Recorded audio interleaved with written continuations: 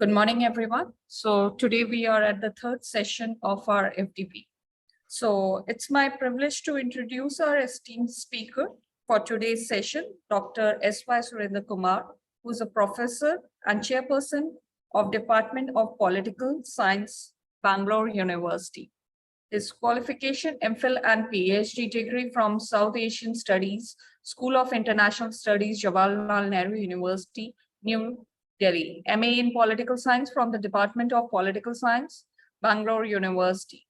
His area of interest is public policy studies, Indian foreign policy, with reference to US and China. He has published he has got number of publication, which includes books, edited books, monographs, contributed in chapters in edited books, handbooks, research articles, is peer reviewed, and papers presented in seminars, conferences, workshop 2037. And his recent publication is in China-Pakistan Economic Corridor, India and Policy Option. So we welcome you, sir. We are privileged to have you, Dr. S.Y. Surendra Kumar, sir, share his insights and expertise with us today. Over to you, sir. Yeah. Thank you very much. And firstly, a warm good morning to one and all. And at the outset, let me thank the MIT University for giving me this opportunity. And this is the second time that I'm again getting an opportunity to interact and be associated with this prestigious university. And special thank to Shruti ma'am for inviting me for this important faculty development program. So as you can see that the topic which I'm going to focus is this changing social science research and ethics as a factor. Because whether it is science, whether it is engineering, or whether it is social science, I think research ethics has an important role. And also it's very important to enhance the quality of research based on the ethics. In terms of the point I'm trying to say is that ethics can also be an important parameter or a variable to understand the quality of the research X or Y has done. In this context, I have divided my presentation into three sections. The first section, I'll be focusing on how like this social science research is completely been transformed and what are the challenges that social science research is facing in the recent times. Just 2 slides over it. And then coming to the main important point, that is the research ethics. It is not just research ethics in the context of online, but even prior to that also there are many ethical aspects which need to be kept in mind when we faculty conduct any kind of research. And then thirdly, I'll be focusing on online research. So what are the ethical aspects which need to be kept in mind when we are going for an online research or a virtual research? Although there are several ethical aspects in that, I've just picked up the 3 important prominent one, which is very much important for anybody to pursue the research in a very rigorous and a better way. So if you see the social science research, it has been drastically increasing over the years. So the MHR, Ministry of Human Development Resources, in an address to the Parliament, when the question was raised by an MP, so clearly articulated that the social science research is increasing drastically in terms of its publication, in terms of its research, and in terms of the other parameters. So their argument was it has increased by 140% from 2015 to 2020, just for the 5 years, drastic increase. And the government is also spending a lot money for the social science research. It spent around 1,200 crores within that span of 5 years, and now the amount might have been increased. At the same time, if you see the Scopus index, generally now the entire world is now after the Scopus publications in the Web of Science has become a common phenomena. It is trying to set a standard for every teacher to publish in those reputed journals. So as per that, in terms of social science research, India was ranked first among the South Asian countries, but at the global level, we were in the 8th ranking. So despite the gradual progress of social science research in terms of publication, in terms of projects and other aspects, we could see that there are several challenges. The first one is the lack of funding. It's a common phenomenon in a country like India, particularly after the COVID-19. We can see whether it's ICSR or whether it is UGC or any other funding agency, the government funding agencies have completely limited their funding. It's not been there. In the pre-COVID situation, the funding was more. Although compared to science, I think the social science is always taken second priority for the government in terms of allocating more budget for research purpose. So lack of funding continues to be the main issue. Then infrastructure. So many of the private universities might have the luxury of the infrastructure, may not be the case of the many of the public universities. So infrastructure is also very important for pursuing any of quality research we could see. At the same time, availability of data also, that is the most important, because social science is so complex that the research you're trying to do is always complex, and it's not very easy to get data on several aspects because of the sensitivity, because of the vulnerability and other aspects. So in that context, it is very important to have data. So data, not having much data is also a main problem we can see. Apart from this also, the important one is quality of research output. I think several research has been done within social science. Several of us have taken the minor project or a major project given by the UGC, or fundings from the non-governmental organizations or the private organizations. So several research has been carried out. In terms of its output, to what extent it has been contributed to the society, to what extent we have been able to achieve the objectives in terms of transforming or providing new ideas to the government. I think somewhere down the line, it's not been completely satisfactory. That aspect can be seen. So more or less, any kind of research has always have to be an input for the policymakers. But in the case of India, we can see at times there are very good quality research which has come out, but may not be interesting for the government. At the same time, government is also not forthcoming in taking up the research which has been carried out and the ideas which has been generated and the important findings may not also woo the government for several reasons, because it's completely a bureaucratic setup nature where they will determine what should be the policy and programs without much intervention by the academia or without intervention by the think tanks, which is not the case in many of the US or the Western countries we can see. Apart from this, we can see the another major challenge which the social science is confronting has been the use of technology. Of course, there is the use of technology is increasing in social science research, but at the same time, the utility is not of that great sense. So there is a need to capitalize on the technology which is there, because technology has made research more easier, more accessible, and more faster it can be shared. At the same time, it is also cheaper compared to the kind of traditional research we were using without use of technology. So in that way, technology is completely transforming. But to what extent our social science teachers are able to capitalize on this technology and enhance the quality of the research is concern. Then apart from this, we can see there is a limited collaborations and the interdisciplinary research. I think each one of us will be applying for research projects individually. At the maximum might be collaboration with one other teacher. But ultimately, what is required is there is a need for greater collaborative approach, which is very much important, because any of the European Union funding, they insist more on collaboration. So that is a very much important, and interdisciplinary research is what they're trying to promote more. So that kind of rules and regulations are also being introduced in the country. But nevertheless, you can see many of us are not necessarily following the traditional methodology in the social science. We are going in for the pluralism methodology, like not just one approach you can address the problem. You can use several approaches to address the problems, which is very complex in a society. Apart from this, everybody is now going for a mixed method, that is qualitative and qualitative. So gone are the days when they used to say my research is purely based on qualitative or purely based on quantitative. So those kind of things have changed. So, but nevertheless, the country needs to progress more in terms of following the mixed methodology or pluralism form of methodology, which is very important. So collaborative research is what the need of the hour. Then apart from this, access to government data. As we all know that these days, the data is abundant with the government, every ministry. So whether it is environment, whether it's education, whether it is health, and whether it is women and child development or rural development, every ministry has its own internal research as well as external research being reviewed with their policies, programs, and other things. So the best example we can see now, ICCR has called for short-term projects for 6 months. In that, it's particularly dealing with all the policies and programs which was introduced by the government from 2014 onwards. So it's a very good move, but the sense is that it is a short-term project. So within 6 months, so what kind of quality you can bring about in this 6 months, that is a very challenging task for every research. There will be several people applying for this project, project, and then because it's on policy, basically a policy evaluation of all the government initiative. But so they'll have huge abundance of data.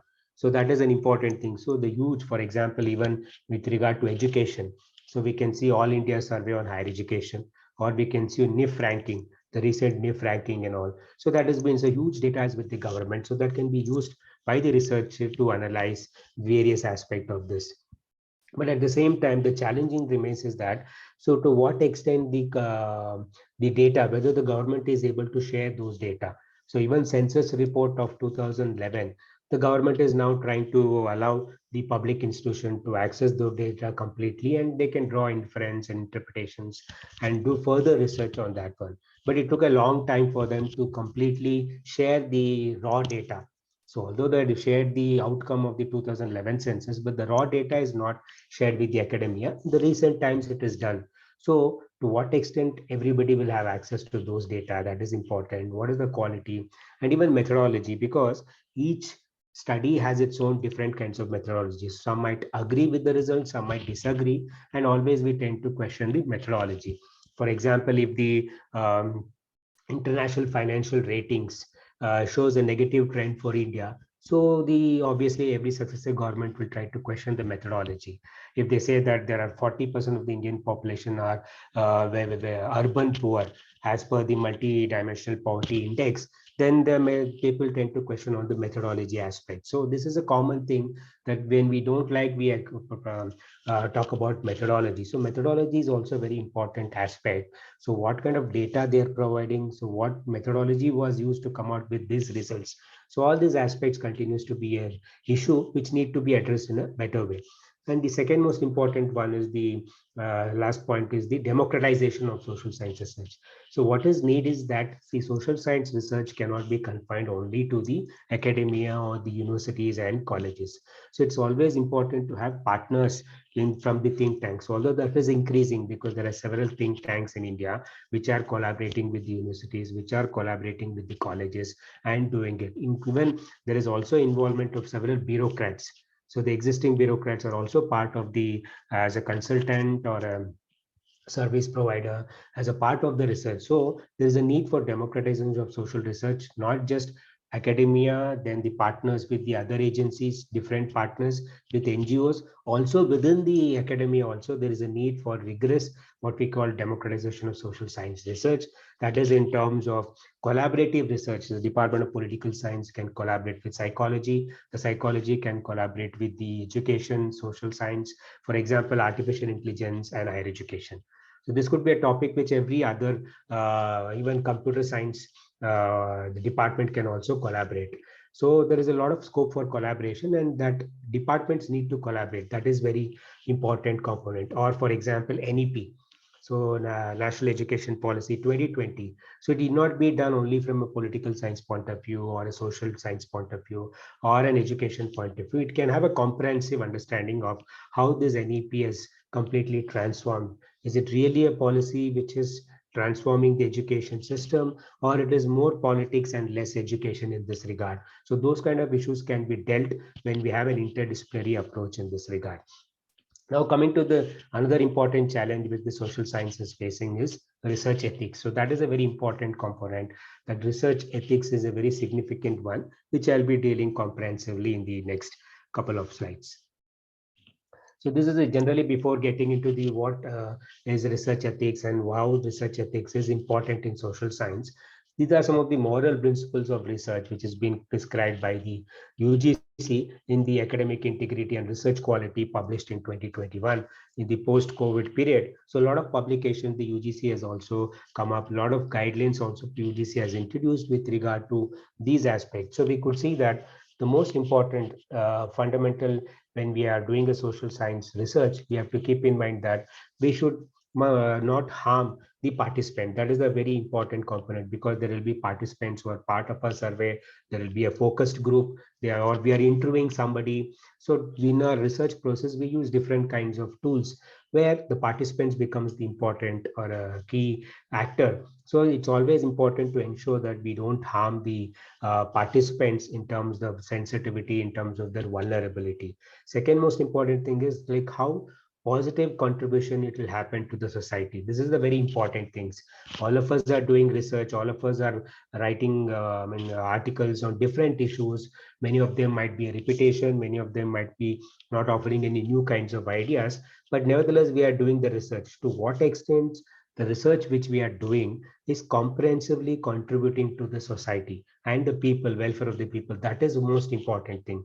So when we do research, we should always keep in mind in what way my research is going to contribute to the society, to the welfare. Even you can see the PhD thesis. So everybody submits their PhD. You can see that there will be more suggestions and recommendations than the findings. So they recommend that this has to be done, this has to be done. But what is the outcome of that? Whether government is really accepting that, are they publishing and giving a report to the government to incorporate those important aspects or to deliberate and discuss at least. The government should be able to debate and discuss on these issues and they can take it forward. So always it is important when we talk about principles, that is whether I'm going to contribute through my research to the society or to the well-being of the people. So that should be kept in mind. And then respect and protecting the dignity of the participant. That is also very important because we cannot take participants is at the receiving end. Is not at the receiving end. We are actually as a researcher at the receiving end, and we need to respect the participants, their views, their opinion. We might disagree. So we might feel the participant doesn't know it, doesn't have any knowledge about X or Y aspect, but still we need to respect them and respect their statements. And we have to, based on that factual thing only, we need to do the research. That is an important thing. And overall, you can see it has to benefit, and the benefit and the risk of pursuing a research should be equally shared. That is also an important moral principle. So these are the four important principles which is very important when we try to do a research or continue to do with different kinds of research we can see. So when it comes to online research, we can see, because these days all of us are very familiar with internet and with the advancement of globalization, technological innovation, ICT communication revolution which has happened. So the research is also completely been taking is in a transition we can see. So it has been at the low cost or time saving, easy to access, and you can reach out to the larger population. As rightly pointed out by Madam, that if it is an offline faculty development program, then you need to restrict the numbers, you need to do a lot of preparations and other things. But now it is an online, so it is very easy to everybody throughout the country and the world to access. And later on, you will be also sharing this complete faculty development recorded version in the YouTube. So anybody can access this any part of the time. So that is the advantage of this online. Similarly, is when you do the research. So this is a very important thing in terms of focus. And suppose doing an interview, so we need to interview people from US or Western countries or in the Middle East countries. So it's much easier to do interview without much of the cost, because you have several apps and several channels which will provide you free of cost. And you can also focus on the target the focus groups in that way. Although this online research is known in different ways, some people call internet research, virtual research, e-research, cyberspace research, digital research, whatever might be the different names, but still the ethics components remain the same. You cannot shy from the ethical aspects when you're trying to do research. So you always need to keep in mind ethics. So it's very difficult. See, saying is easy, lecturing is easy, that we need to follow the ethics when it comes to the research. But ultimately, as a person doing research, it's not going to be easy task. It's a very challenging task we can see. So nevertheless, there are different guidelines for online research. Many of the countries have different standard. Many of the universities also have very rigorously keeping this research point of view. See, in India only, you can see many of the top universities, leading universities, they have a complete guidelines for the research which need to be pursued and what are the ethical components. For example, in many of the Western countries, even in India, some of the universities have come across. Suppose we want to submit a proposal, research proposal for any of the funding agency, it has to be channeled through the university. So university will first review whether the research has the ethical component or not. Only then it has to be placed before the research ethics committee. And if they're satisfied that the person who has applied for the research has complete ethical aspect, knowledge about the ethical aspect, and in his research, he has also clearly articulated and mentioned how he is going to take care of these ethical aspects, then only it will be approved. So even, for example, if you're collaborating, suppose I am collaborating from Bangalore University and Amity University with Shruti ma'am. So I need to also get the qualification of Shruti ma'am with regard to research methodology, with regard to research ethics, then our university will be able to approve. So this is the trend which is happening. But not in many universities, this research ethics committee exists. There will be policies for research guidelines, research fund mobilization, but with regard to research ethics, I think there is a still the universities or colleges need to catch up. So that is the most important thing which we have to keep in mind. And internet is always a double-edged sword. So through internet, you can do a good research. At the same time, the research also cannot be have significant impact, because usage of internet for the different means also can affect the quality of research and the overall perception about the research. So overall, in the online research, the main thing is required is accessibility, sensibility, and then vulnerability have to be kept in mind. So these are the things, and the interaction also have to be kept in. So these are the aspects which have to be kept in mind if you tend to do a good quality of research with regard to online. So before getting into the online research, so whether we do an online research or an offline research, so these are the aspects which we have to keep in mind. Without this kind of aspect kept in mind when we do research, our research will be incomplete. For example, the first is honesty and objectivity. Although it's very important that whatever the kind of research we are doing, we always have to keep in mind the honesty, which is very important. The objectivity is also very important. It might be at any stage of research. It is not that in the beginning of the research we have to keep this in mind. Even at the middle stage or at the end stage, we always have to ensure that these kind of research are kept in mind.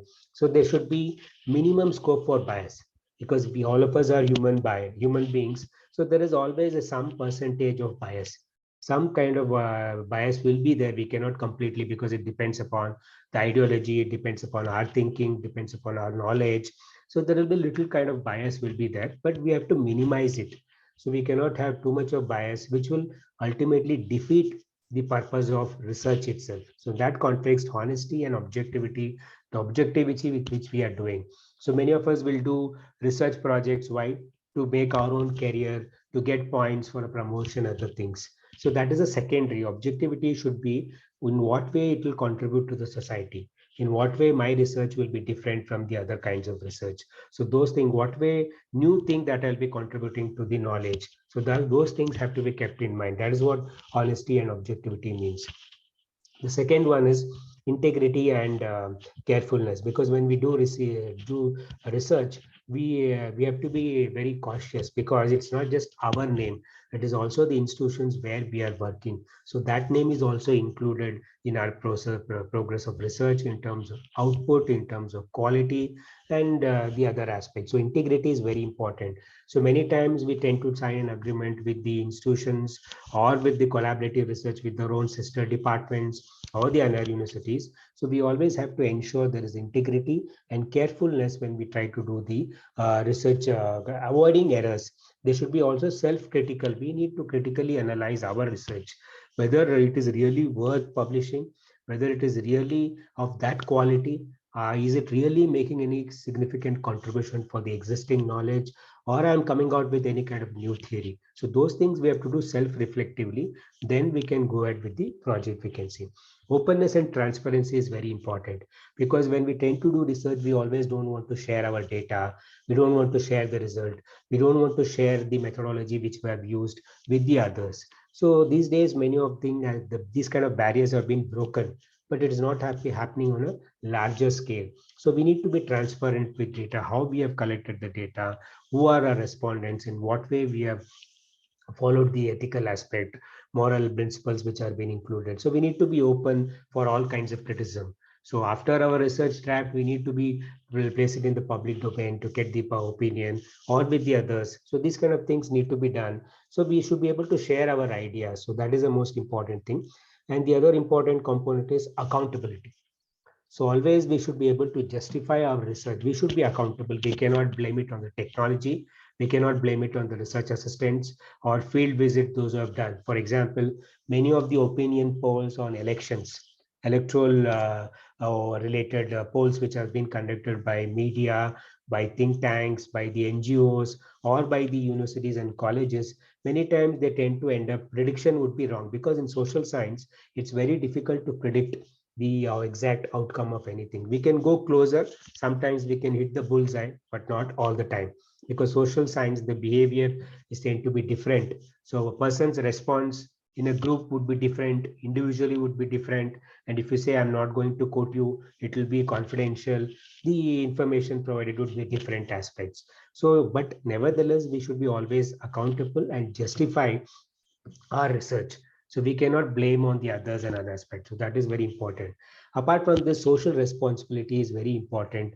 This thing. So always our research should be able to produce or support any kind of good research is important. In what way it will contribute to society, as I earlier pointed out. So if many of you are applying for the HSR fellowship research project for the 6 months, so you need to keep in mind, even myself have to keep in mind, like in what way this is going to contribute to society, what way my analysis will be a good feedback for the government to rectify those loopholes, or to identify those errors and bring them with a comprehensive or a better policy framework. Then intellectual property, this is a very important one, because we need to respect the copyright, or we should not be able to take the ideas, informations of the others without their permission. So we need to take their ideas, their knowledge, we have to acknowledge. So many times what is happening is because of the time to time the bad move by the UGC also. For example, UGC has been insisting on UGC care listed journals.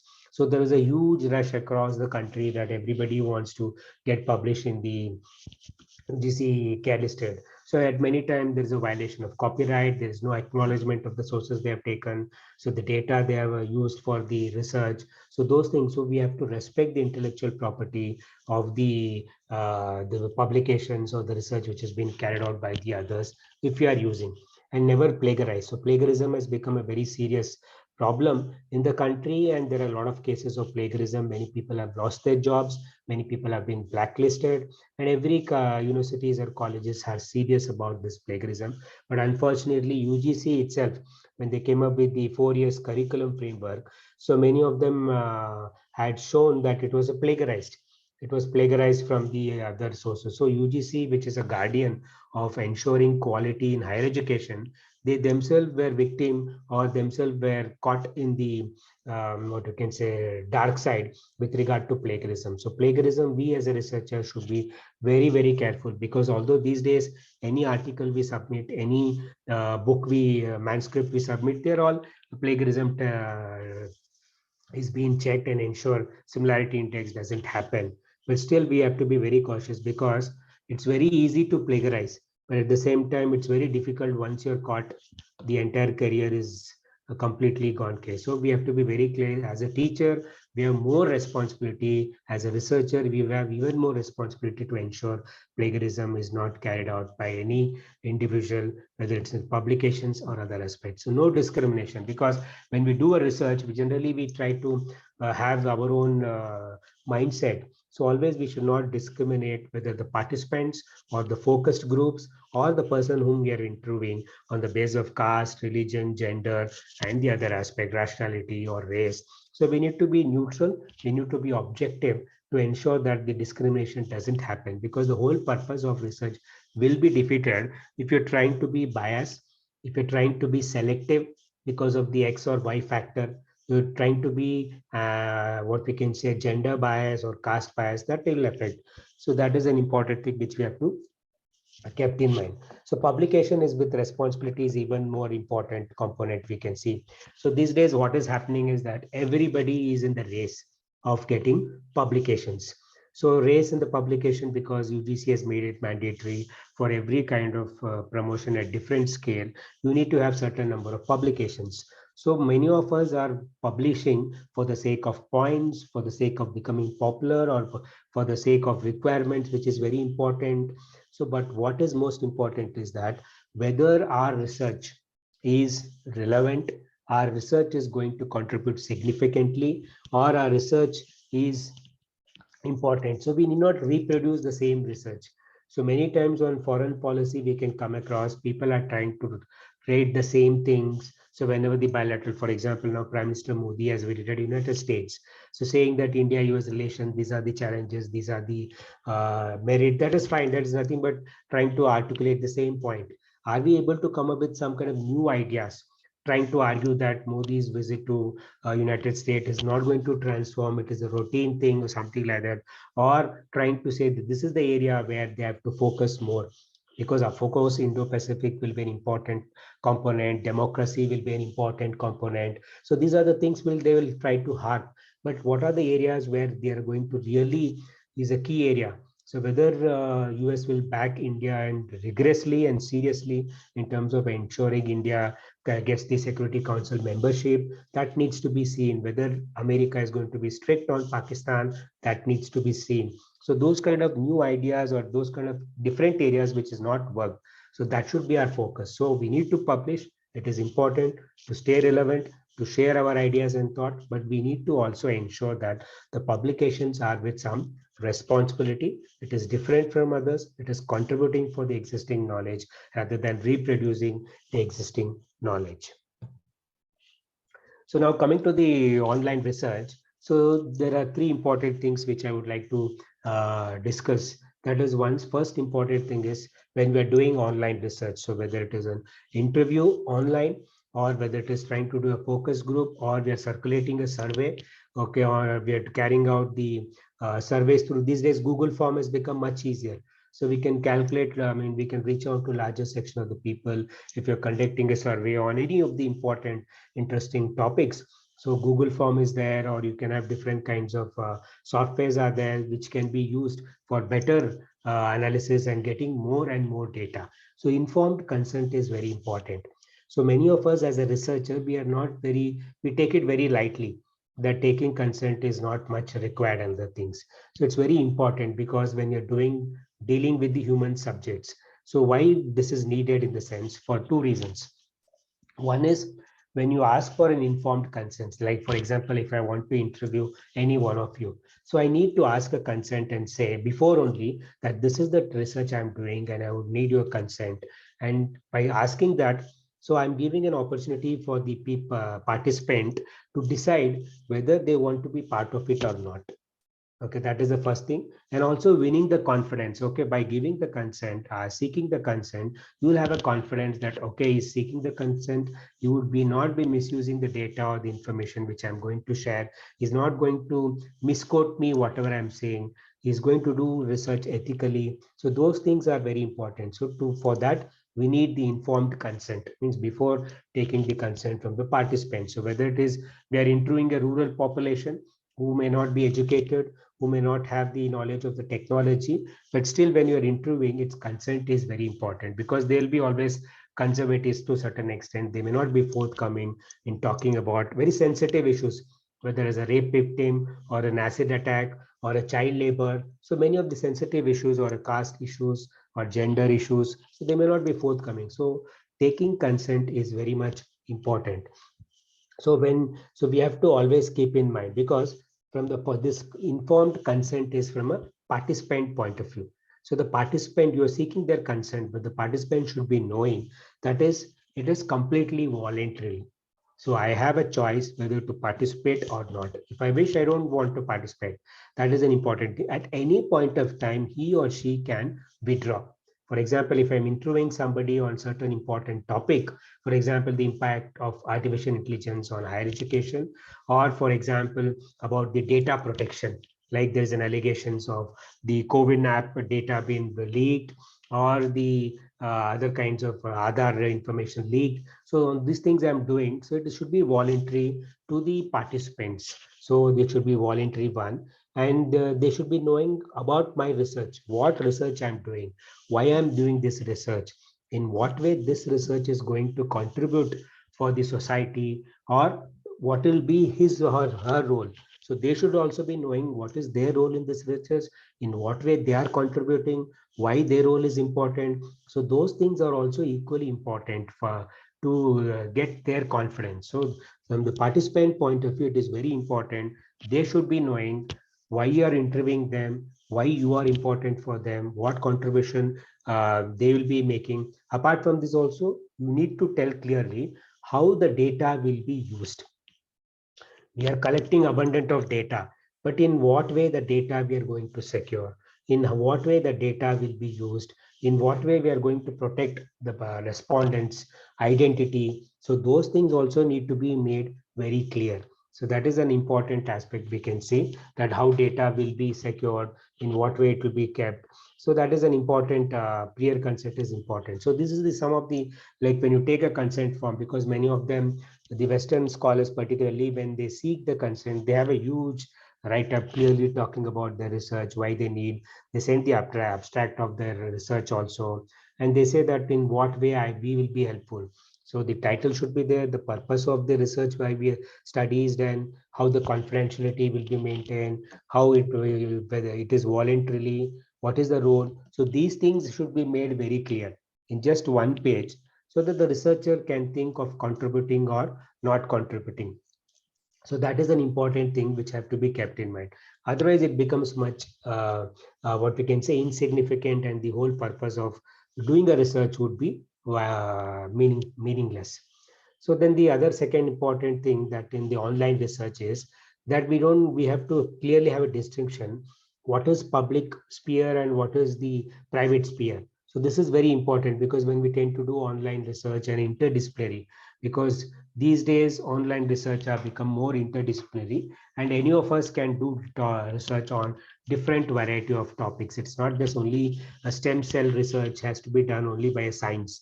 It also can be done by the social science, or the surrogacy issues can, it's not necessarily dealt with the social science, it can also be dealt with the science faculty. So all these things aspects should be kept in mind. So it is very important, the ethical aspect have to be kept in mind. So it's very important to distinguish between what is a public sphere, what is a private sphere, or what is private, what is public. It's very important. For example, if you want to do an analysis, content analysis content analysis, if you're doing of any movies or any of the aspects, or you're trying to do the social media, for example, Facebook or Instagram, so where the blogs or the website where the people have hosted their informations, their articles, their publications, their books, or their ideas, their thoughts, pictures, videos, everything they put up in the public domain. So whether it is easy, whether we can access those without their permission. So we will assume that since it is put up in a public domain, so we need to take it. It is our right. There's no need to ask permission. But always we have to keep in mind that it's a very important question, that it's important that they might have posted in the social media groups, but still it is important, it is their information. We need to seek their information before it has been used by us for research purpose.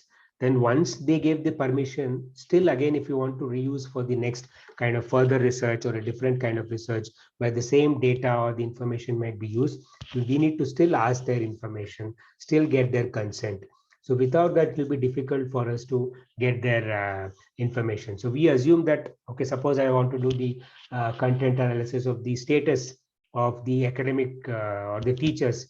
So many of the teachers are always putting on the status different aspects. So if you want to do analysis of all the status of teachers, so we need to take the permission first and do the analysis. So without seeking their permission, if you try to do on your own, it will be completely because ultimately the research you're putting in the public domain.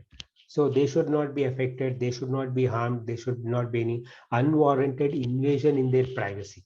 So those things also have to be kept in mind. So it's very important to distinguish between, because of the online, you can't make out whether it's a private or a public. It has to be kept in mind whether it's public, whether it's the private. Even for example, when the recording is going on, if you're recording this all faculty development program, it is important to inform the participant that you have been recorded. Hope you have no objection, and even the resource person that it will be recorded, and hope you have no permission objections over it.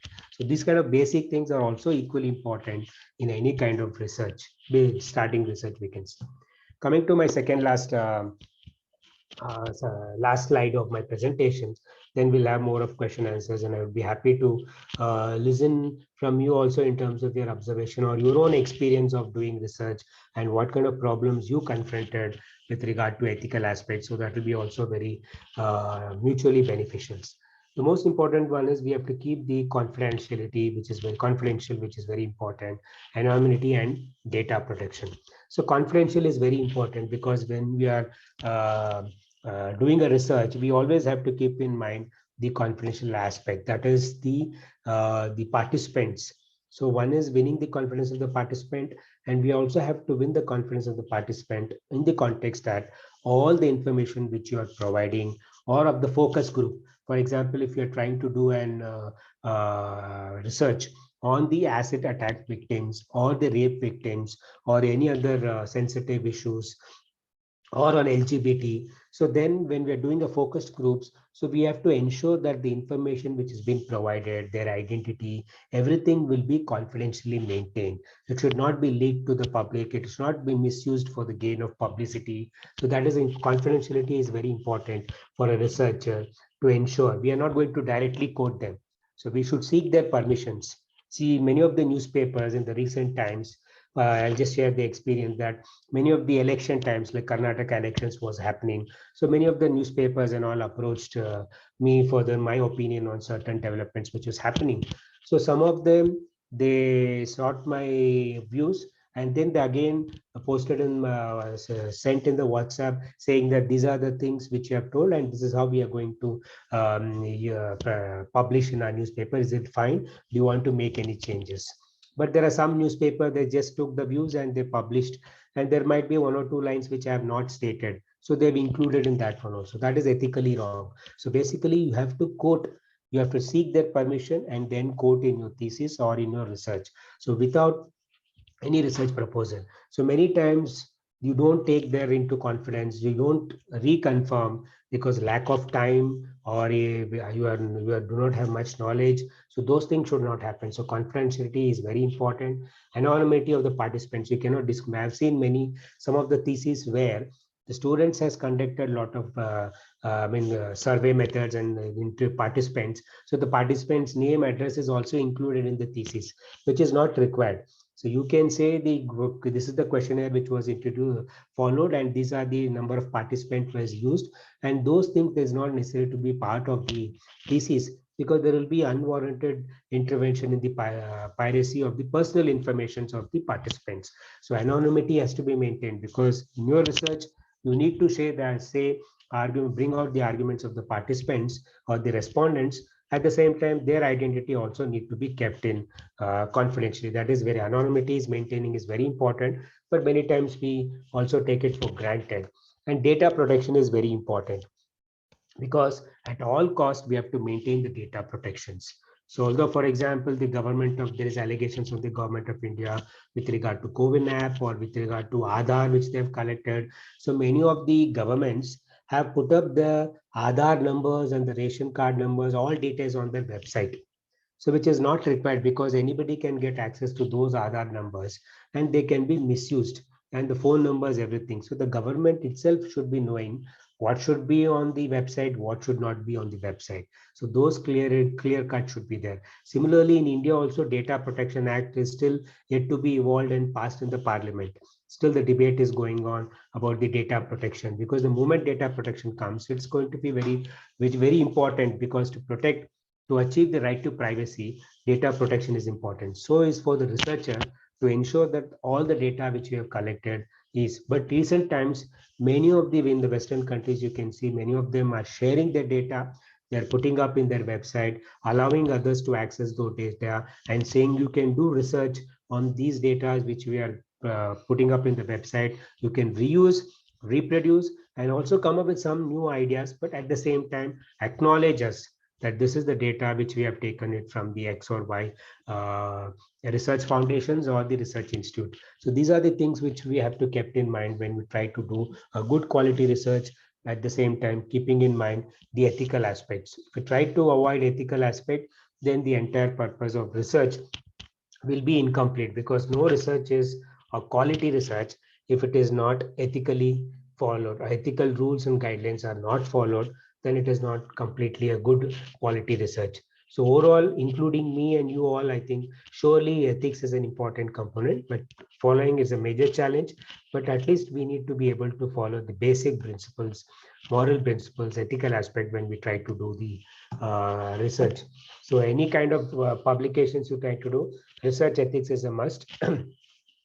So with this, I conclude, and will be happy to answer some of your queries and clarifications, and also will be happy to seek your observations, because it's a first session, so I don't want to take much of the time in just lecturing. Let us make it a two-way process, and I'll be looking forward for any kind of questions or clarification in this regard.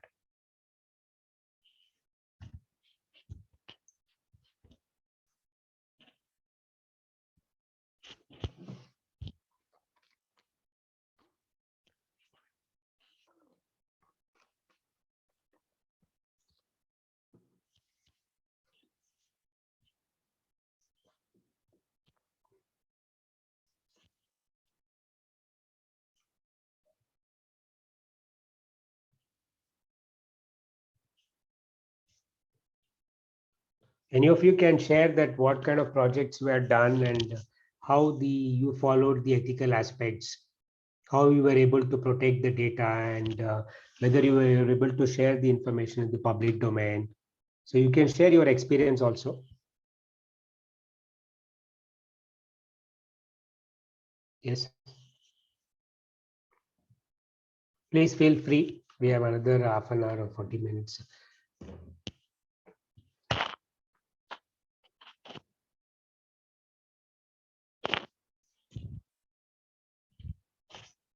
Okay, so there's a question that asking like how genuine the online data. See, always there is a scope for manipulating with regard to research. And there is also possibility that there is always a question of authentication. So when we try to collect the data through the online, so there is always a scope for manipulations. Like when you circulate the Google form, it might be from different email IDs, but still, and one person can enter many different kinds of data, so which can happen in offline as well as in online. But at the same time, we need to have many more checks and balances to ensure the authentication of the data which we are collecting is from the right person, and the person who is entering the data is entering in a fair manner rather than any kind of manipulation or other things. So it's a risky, but these days, because of the technology, there is a large scale of manipulations. So that is the reason why there is a need of a lot of checks and balances. Authentication is very much required to ensure that there is no manipulation, another aspect. If somebody has raised the hand, you can switch on your video and then ask the question.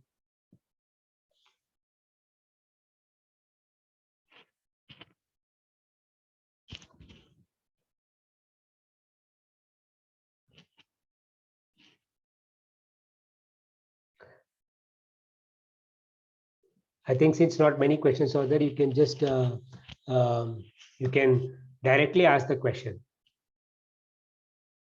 And so putting in the chat box, you can directly ask the question, we can answer it.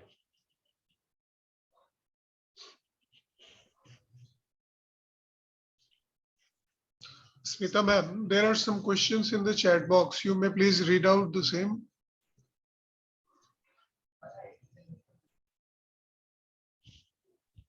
Yes, sure, sir.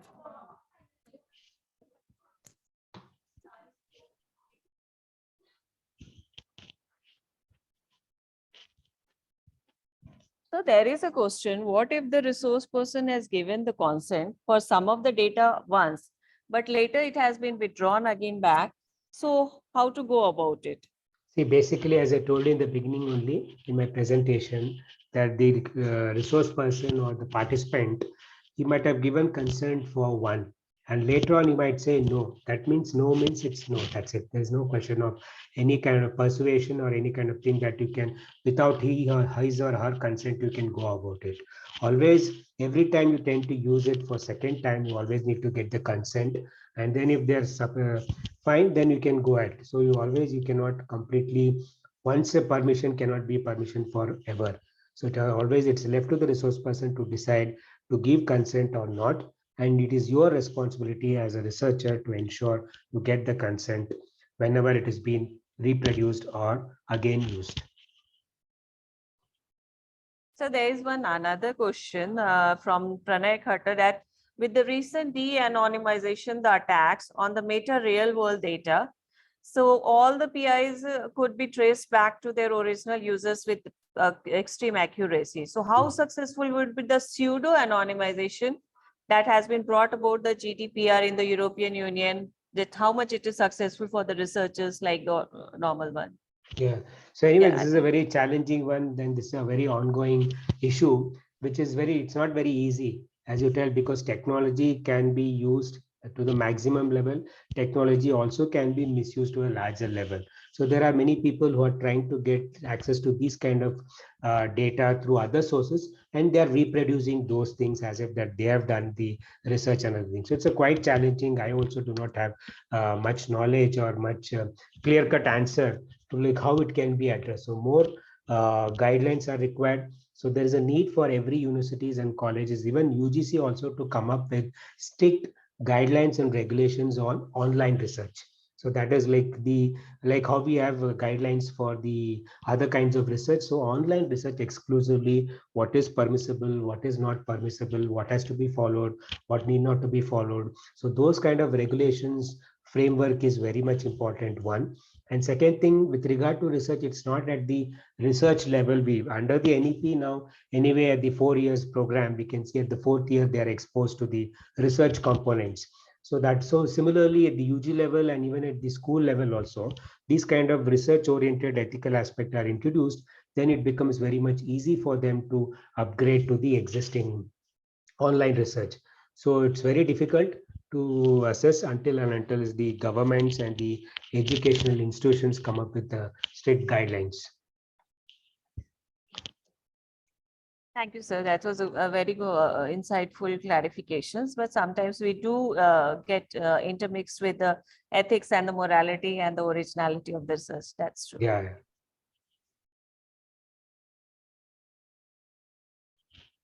Somebody was raising the hand. Even otherwise, just share your what kind of projects you have done and what kind of difficulty you faced, because it will be useful for the other participants also. And there might be scope for the giving an answer which would be benefiting for everybody also. So I have a query. So one personal query has come to me, some text in the form of the text. So I'll just repeat it. So it's like once a project, it has been conducted, and the researcher himself or herself, she has went to the field area. And once the data has been compiled, and since it is based on the secondary data, so if the primary data by the account of the researcher, whatever has been compiled, that's not actually synchronizes with the original data or the secondary data. So what the researcher should do? Should it give it the primary data which is compiled by himself or herself, or should it base for the secondary data? Because the secondary data is the government authenticated data. So it's like now you have a moral ethical responsibility to give credit to either the government data or either the researcher should continue with the original himself or herself research account data. So that's always a milestone between these two. Yeah, so this is a catch-22 Yeah. situation where you have collected and used the data of the government. But at the same time, the inferences and interpretation which you have drawn from the data, so it can be a primary source. For example, if you're using census 2011 as a primary data, and then you're carrying out the research. But the inference and when you go to the field and the data you have collected is different from what the census. So you should be able to justify that this is the data which this is the original data, this is the originality, or this is what the real hard facts are. If you can able to justify those, that is fine. If you're not able to justify the kind of research you have done, and if you don't want to give acknowledgement to thanks to the data which you have used. So finally, ultimately, it is you have to take a call whether what you have done is justifiable and what you have done is correct, or you have depended too much on the government data and you used it. So when you use the government data more and less of your work in the field, then obviously you have to acknowledge the government sources or the primary data which you have used. But if you have collected additional data as an information, which is not part of the government data, then always you can acknowledge that this is the original research which you have done, of course, with the supplementary or complementary by the government data or the data which you have used. For example, many of the those who are working on electoral politics, so they tend to use the CSDS data. So CSDS regularly conducts the All India survey, election poll, opinion poll, different kinds of surveys they conduct, and they share the data in their websites. So many of them get access to that. So you always need to acknowledge the data which you have collected, but also you would have drawn certain ideas and inference from that data, and you have gone to the field and collected different kinds of data and information. But you also need to acknowledge that whatever I have done, the research, this is the outcome of it, is original one. At the same time, I've been inspired, I've been, the data of CSDS is supplementing the kind of research I'm doing, or research on unemployment. So there's huge data on unemployment. So if you're trying to use that, always acknowledge. It doesn't matter, you don't take credit for yourself that I've done everything. Although you have taken data from others, you have taken ideas from the other articles, writings. So there's nothing wrong in acknowledging the contribution or the support which has helped for your research to improve. So always acknowledge there's nothing wrong, and not necessarily that everything you have to take the credit. The more you give credit to others, so of course you might be learning process, so you are giving credit to others, but still giving credit is also one of the important ethical aspects. So wherever you have taken the consent, whomever you have concerned, their ideas have come. For example, any article you submit, so there will be reviewers, their comments. In addition, you would have got comments from the others. So those things also which should contribute, acknowledge, so that is the real way of doing quality research.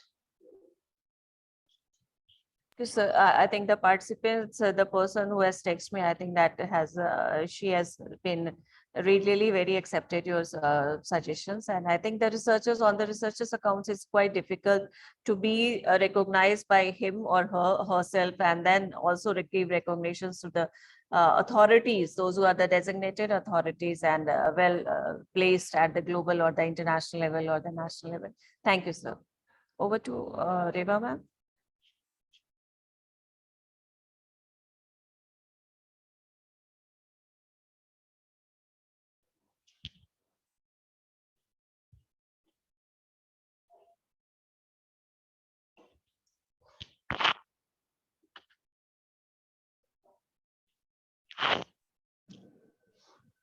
There is one question on plagiarism, like can I address one question?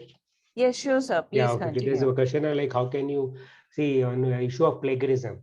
So with regard to plagiarism, I think wittingly or unwittingly, knowingly or unknowingly, we end up doing those kind of things. So the best way would be that we should learn or understand how we can avoid to plagiarize.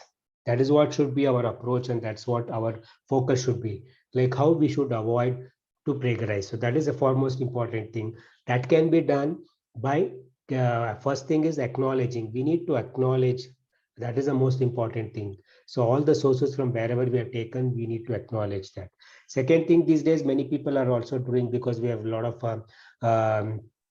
paraphrasing softwares are there, okay, which is easily available in the Google and other things. So we can just, many people just pick up the para and then rephrase it and then put it across. So that also, it's not, it's also is ethically wrong. So best way is avoiding plagiarism is trying to understand how we can avoid from plagiarizing one. Second one is how we should write in our own words. So best way to avoid plagiarism is write in your own words, then there is no question of any kind of plagiarism will arise. Because the moment we try to take from the other writings, take from the ideas of the others, then it becomes. So three things. One is how to avoid plagiarism. That is the most important. Second is writing in our own style of language, other things. Third is acknowledging. So whatever the para, like putting in quotations, which you feel important, everything, so need to be acknowledged. So if these three things are followed, then your research paper will be always free from plagiarism, because at least similarity 5 to 10% is allowed, because you cannot have zero. Many people, many theses, they say 0%, there is no plagiarism at all. Okay, so there might be issues with regard to software or with regard to other aspects. It's very difficult for anybody to write on their own without borrowing the ideas from the others, without reading the other writings. So it's not possible. So there is a minimum way of similarities allowed, but we should always stick less than 10%. That is, many of the international standard do follow.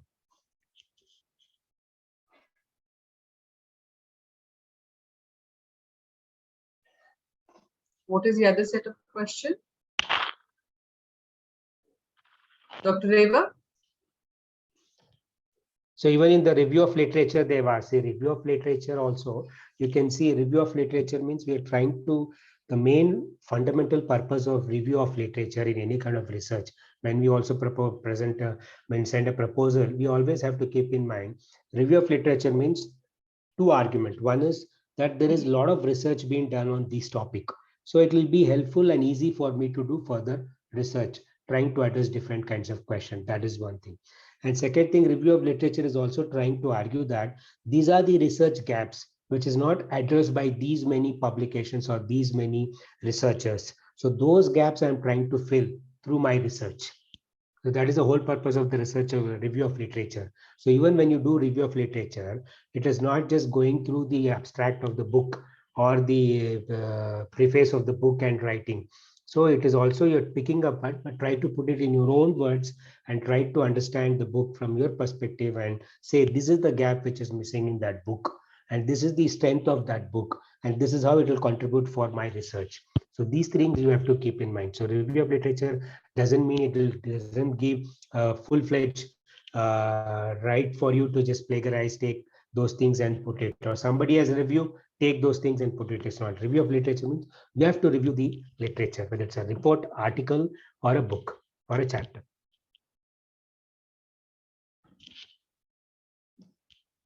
Yes, Dr. Smita, any other questions? All the questions has been solved, I think. Answer have been answered. All right. Thank you so much, Professor Surend. In fact, it was an extremely informative sessions. You've gone in detail to discuss about, the issues of ethics, both in, in offline, mode of research as well as the online mode of research. Because today we see increasingly research is being done in online mode. So the issue of ethics needs to be clear because there are many research scholars who are working in this area. They need to be aware of the small issues, as you have mentioned about, informed consent, privacy, and you've gone into detail about the different aspects of informed consent. That is very important, and I'm sure all our participants today would, would come out of the session in a much more informative and aware about the different issues of ethics which are related in research, both online and offline. So thank you once again, Professor Surend, for joining the session. Thank you so much. Thank you very much. Thank you.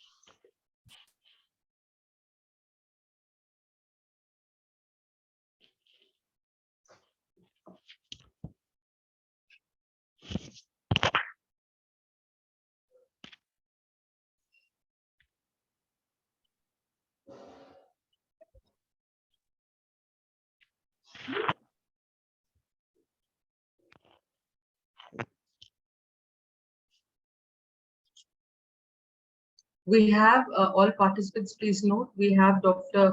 Sudha Kukate, who is joining us for the next session.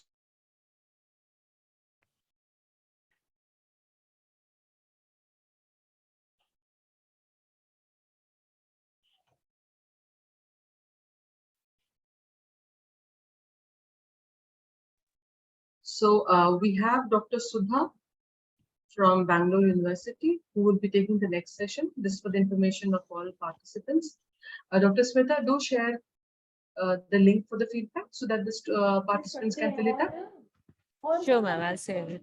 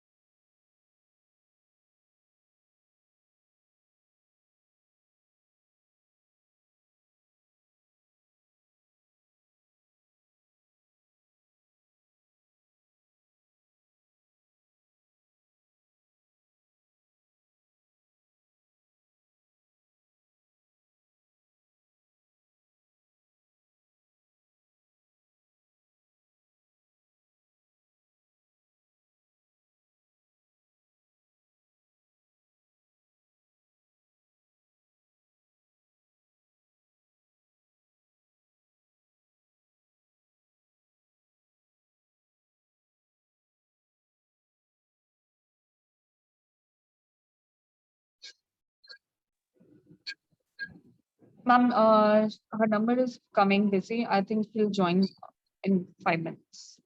All right, just keep on trying, Dr. Deva. Yes, ma'am. I'm just keep on trying. Yeah. Dr. Smita, do share the link for the feedback. Have you shared it?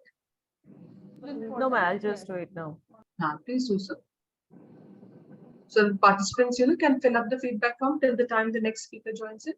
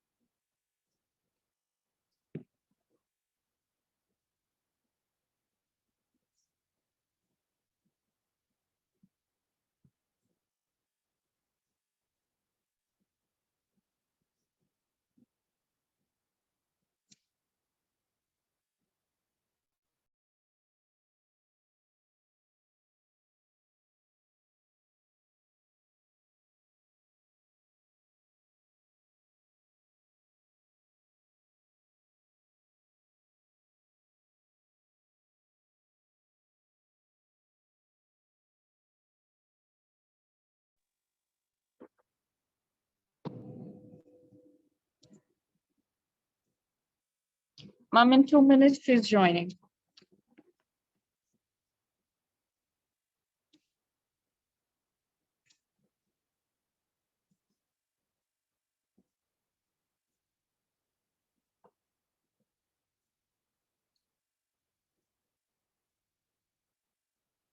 Okay, nice to see you back, Dr. Deva. Hope all the things are sorted out. Yes, ma'am, I'm joining from the phone right now because Okay. laptop is still. That's okay. With these technology, you never know when things work, when things stop working. All Ma'am, right. the feedback form has been sent. Thank you so much, Dr. Smita. Yeah. All the participants, please note the feedback form has been shared in the chat box. You're requested to kindly fill it up till the time our speaker is joining in. Should just take a few moments. You please fill in the feedback form.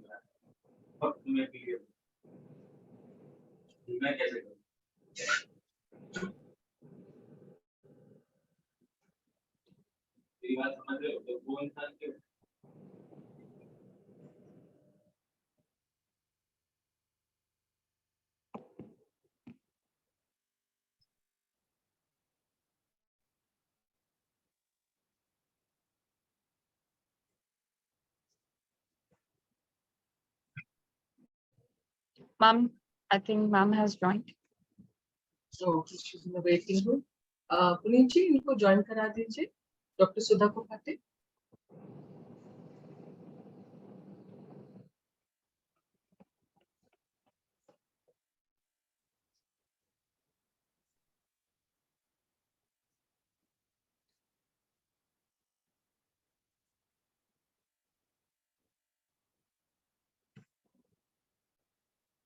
Good morning, Dr. Sudha. Can you hear me?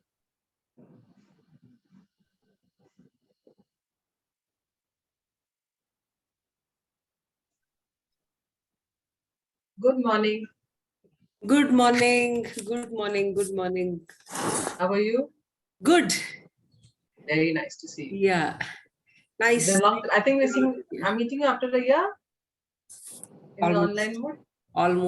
Almost. So nice to see you back. Welcome back to our FDP session. Thank you.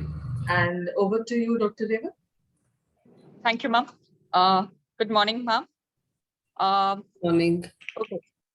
Good morning, ma'am. It's my Shall pleasure we start, to Dr. Sudha? Just sorry to interrupt, Dr. Reva. Shall we start, Dr. Sudha? Yes. Okay. All right. Please continue, Dr. Okay, it's my pleasure to introduce our esteemed speaker for today's session, Dr. Sudha Kotke, faculty of Bangalore University, completed her higher education in MPhil, MA, MPhil,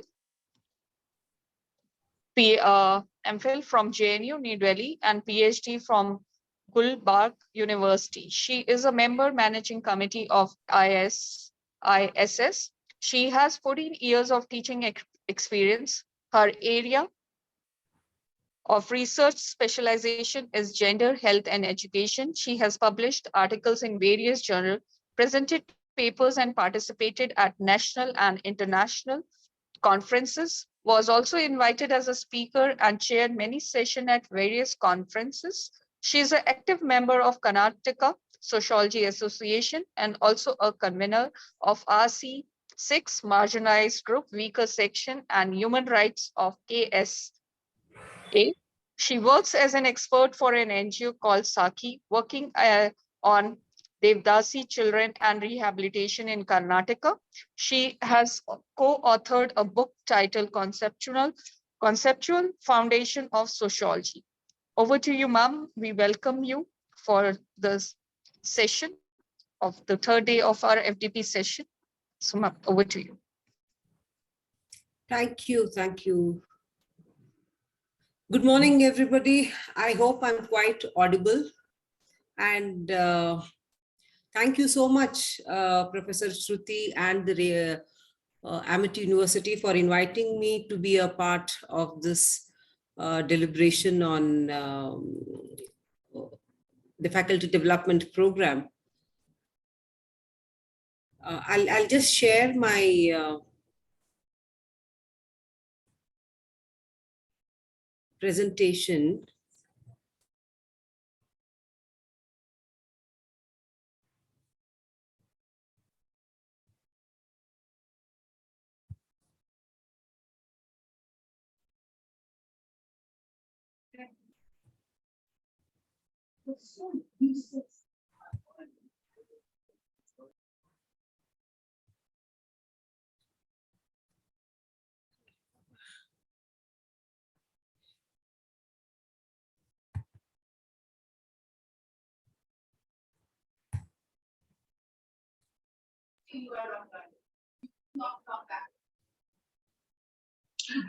Dr. Sudha, it is showing Zoom meeting.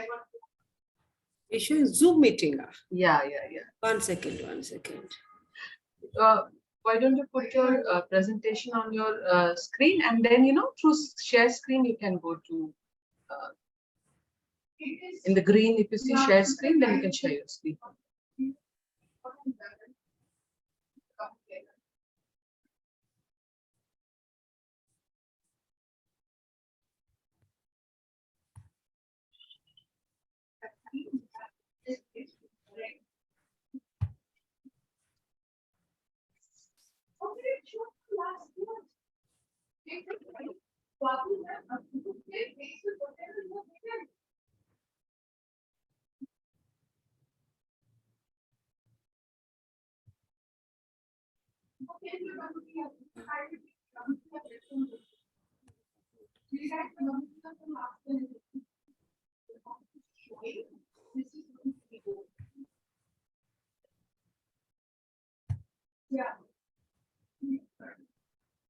That you will see we have the page, you will print it out and then the kind of immediately synopsis.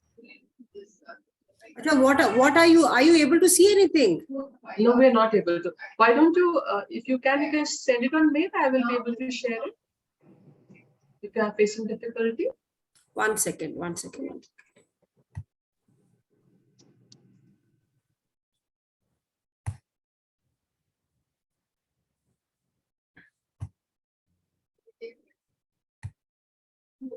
Right, we now know how to do it. Phone and phone. I want to be uploaded. Yes, that is really how. So because this is what is going on. Should I send it to Amity? you send it to my email address. I will download it. That is Shruti Singh, S-Singh. SH, No. ssingh31@amity.edu. 1 minute, SINGH 31@amity.edu. 31. ssingh31@amity.edu. Acha, S Singh. Continuous. Yes, Singh 31 at Amity.edu. Amity .edu. dot Edu. ADU, education. Edu. E. Yeah, E for elephant. Shruti, it's A or E? E. E for elephant. E.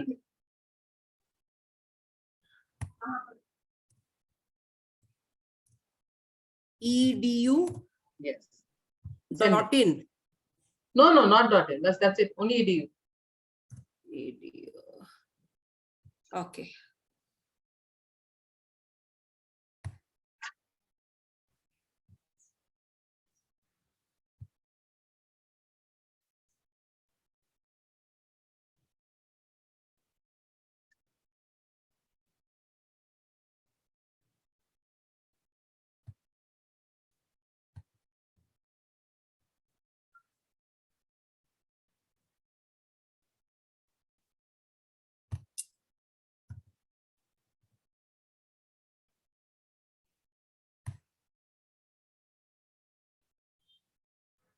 Yeah, just check, Shruti.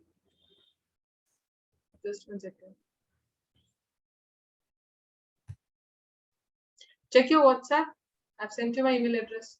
See if it's the same. Yeah. Yes, I have received.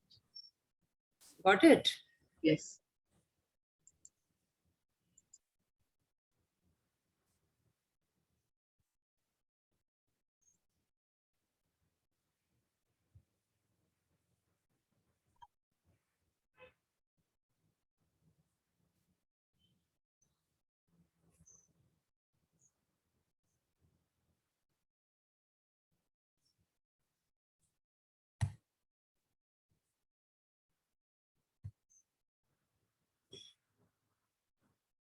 Is it visible to all?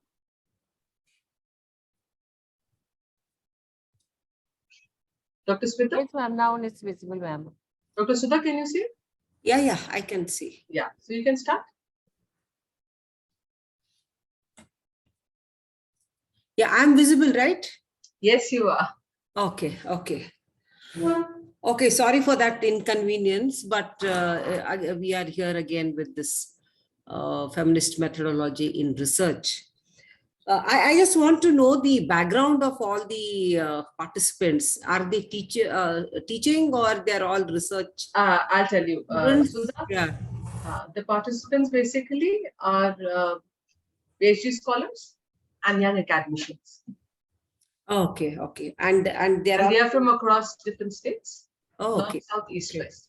Okay, and from all different Yes, states. sections. So Yeah. we have participants from Ludhiana, Amritsar, Chandigarh, from Bihar, UP, Maharashtra, Karnataka, all across. Oh, that's great. That's great. Okay. Thank you for that, Professor Shruti. Now, let me begin with feminist methodology. Why are we talking about this feminist methodology in research? And what is the significance. Why is it important in research? Why are we not following the conventional research methodology? And how does the feminist research methodology differ and stand out in the research methodology, which is definitely an alternate approach to conduct research in social sciences. Now, can you go to the next slide?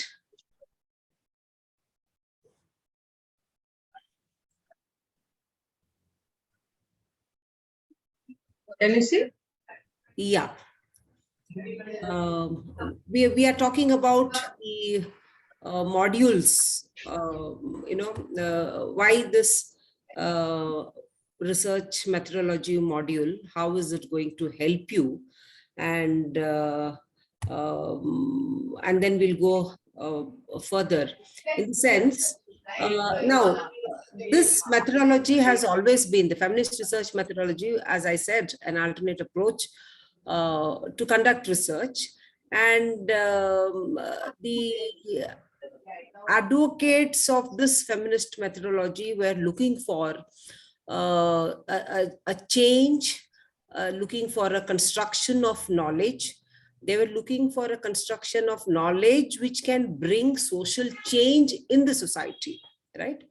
And the module now would talk about the need and significance of conducting the research, where you would be applying the feminist methodology. And it talks about also how it distinguishes from the other features, especially with the feminist methodology. And what we need to understand in this module is the need and significance, developing a critical understanding of the basic aspect of feminist research methodology, and also developing an understanding of how to use this approach when you are studying the social world, whether it is the social issues or the society in general, right? So I began by telling that the need for the feminist research, how do you understand the feminist methodology, and how you are going to engage this research methodology in understanding or studying the social world, the society, the social issues. If you are aware of the methodology that has been used, in research, if you look at the classical thinkers over the period of time, we've always seen how the feminist research has been a complex issue for many in defining itself. So this has always been an interdisciplinary, it has always been a multidisciplinary nature of feminism, which is going to answer to what is that it is going to constitute for the feminist research, and how the feminist research follows certain things. When you are, one is you are looking at putting women's experiences at the center of investigation. Now, if you look at, now because I come from a sociological background, sociology, I teach sociology. Now, if you look at Marx, if you look at Comte or Durkheim, Weber, they've always spoken of society on a particular issue. But you will see that there are, in the researches that these classical thinkers, we missed out, what they missed out was on the feminist approach of understanding woman in the society, right? Now, how the male understands the society, how the male understands the woman's issues, and what that was not very clear in their research. Now, when you look at suicide for that matter, as an example, if you take, suicide becomes a very generic term, and then that suicide, it has got various reasons why the person would have committed suicide. But there is a difference in understanding whether it is suicide or health issues, or even education issues, right? When it is compared between the man and the woman. Now, there are various reasons how it becomes a challenge for a woman to take care of her health, or to take education in the society, or what are the underlying factors that it is different for a woman and for the man in the society to go through a particular a problem, right? And again, when you talk about health, you say health is again the same, but it is not. Women's health is different from the man's health, right? There are a lot of issues when you talk about women's health, apart from the biological, main aspect, but there are also cultural issues that surround around the woman, which may not allow her to be active or to be healthy, or various other reasons again, which makes her health, or it puts her in a very poor state of health. So in that sense, we need to define the feminist research by distinguishing it from the other social science research. So as I said, you need to put the woman's experience at the center.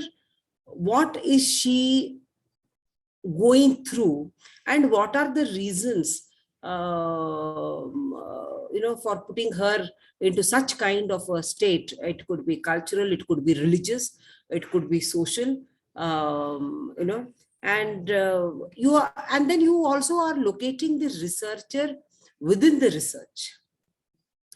Now, how is that researcher, how is she or he going to understand the issues? What are the needs and the requirements in how to handle, when you research the particular issue? And then you look at the transformation also of the gender relations, right? So this feminist research, what we have been seeing around, it gets problematized with women's diverse situation, and it also examines various institutions. It looks at the various structures that frame those situations, and with the aim of conducting transformative research. This research approach will also try to create a non-hierarchical and participatory relationship between the researcher and the participants of research, right? So there are many social scientists who have spoken on this research, and they see gender as the primary principle that is going to shape people's consciousness and her or his manners of experiencing the realities, right? So within the feminist research methodology, what you are going to see is that gender is seen as a primary organizing category, and that is going to provide or that is going to see help you in knowing the social world and realities. So this is going to help to examine how women understand gender. Okay. According to Stewart or Lather, who spoke about these issues in the early 90s, they spoke and they said that feminist research had two aims. One is, visibilizing women's experience in any otherwise distorted male-centric knowledge, right? Now, how much the male or the man has understood how to do the research in a sensitive manner, and what needs to be put forth while doing the research, or how are you transforming the woman's status in the society?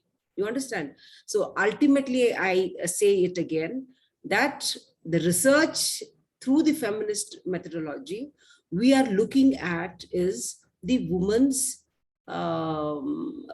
status in the society and how it is going to change. You understand? From that oppression or that understanding where we are going to look at the overall change that is going to, social change that is going to bring in the society with regard to women. So again, the classical thinkers also spoke about the researchers where, you know, they were studying in a very heterogeneous category, who consciously included their own socio-spatial positions and their impact of research process and outcomes. So this feminist research would definitely emphasize on studying power relationship and how they impact women, knowledge creation in this world, right? So feminist research ultimately is going to study the power relationship and the knowledge creation in this world through applying the feminist research methodology. Can we go to the next module?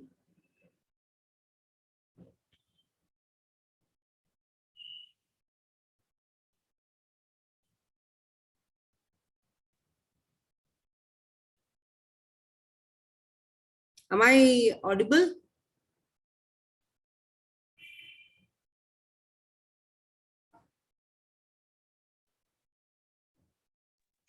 Yes, you Yeah, are audible. I please change the.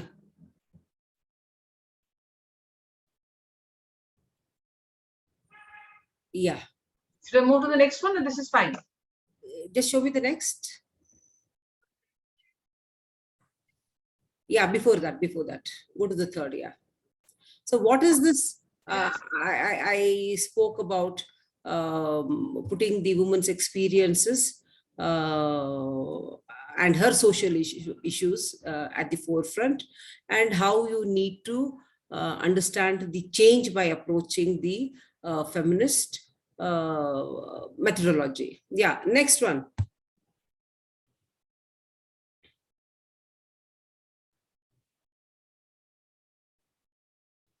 Shruti, next.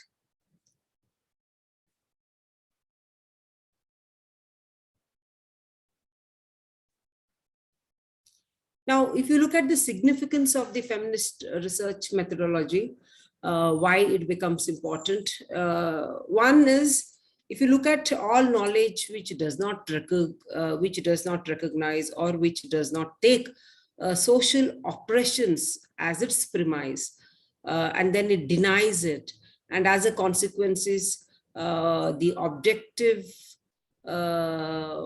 objectively what it is going to serve, or how the knowledge that would take as its point of departure, the oppression of women would constitute an epistemological revolution.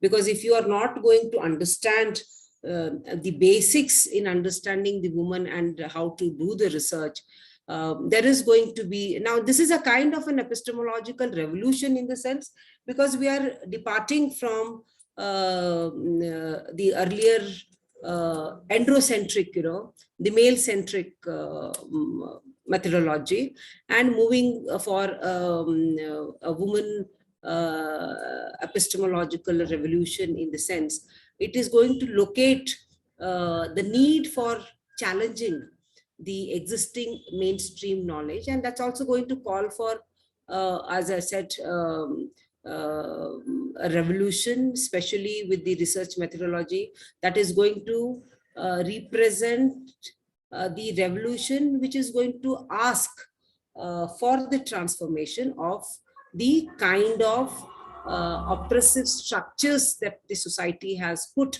for a woman, or which that is become a hurdle for the woman's growth in the society. So there is a feminist research paradigm that which is also based on recognition that knowledge is power. Now, how do you gain this knowledge? What are the hurdles in this knowledge, right? And what happens if you do the research in an appropriate manner by following a particular method? So this is also an attempt where you are going to deconstruct the existing, as I said, mainstream knowledge. And we have the power now to make new knowledge arising out from the woman's standpoint, right? The origin and the development of the research methodology as a separate research paradigm has happened primarily for the epistemological reasons. So Vikramasinghe, another social scientist in 2010, said that the feminists found and visibilized gaps and misinterpretations in the existing knowledge, where especially with respect to women. Now, their knowledge was the same, as I said, from the male-centric and generalizing the society. And such gaps was something that they said was missing, again, because of their misrepresentation of women in the society. And these gaps exist in almost, in fact, all disciplines. And the feminists and women researchers recognize that conventional research methods cannot fulfill these gaps, right? So these, so when you don't fulfill those gaps, that's going to create a false or an incomplete knowledge about women. So this recognition of understanding the feminist epistemology was validated, and it became the need to have a new research shift, which was based on feminism. Yeah, can we go to the next slide?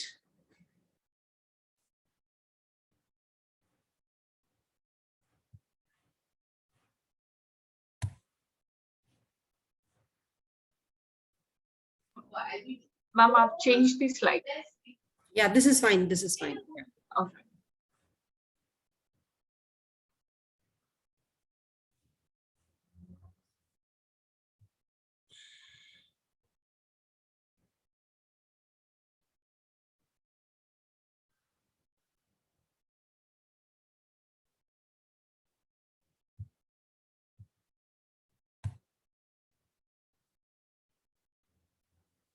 Okay.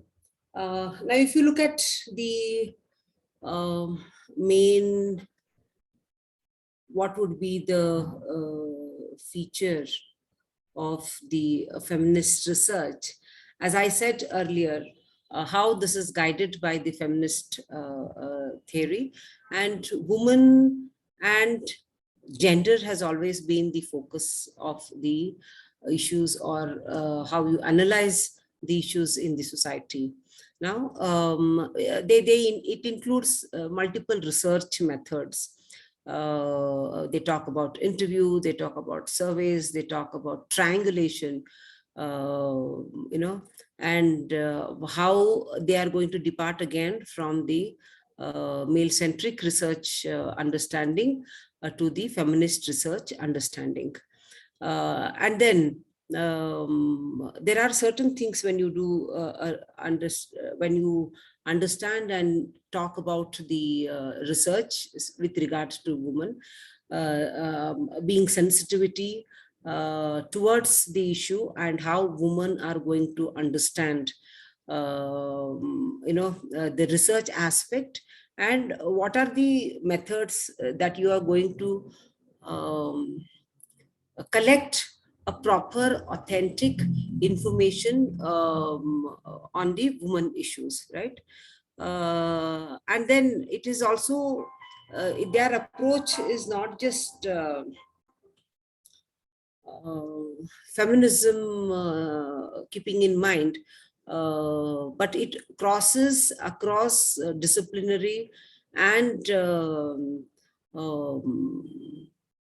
that is trans and interdisciplinary approaches that they use to understand the method. And it could be women and economics, or women or polity, or it could be women health, it could be women education, it could be women and cultural issues, it could be women and religious issues, it could be from the political point of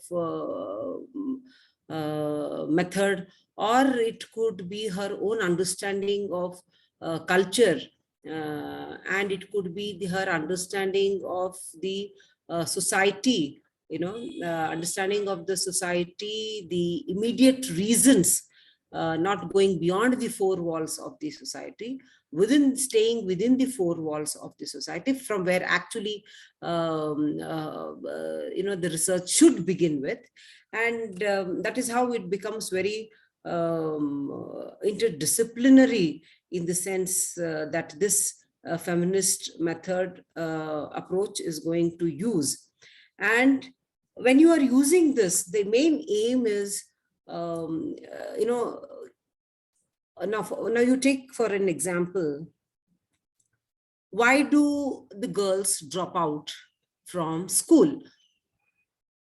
Why do the girls drop out after 12th standard? Or why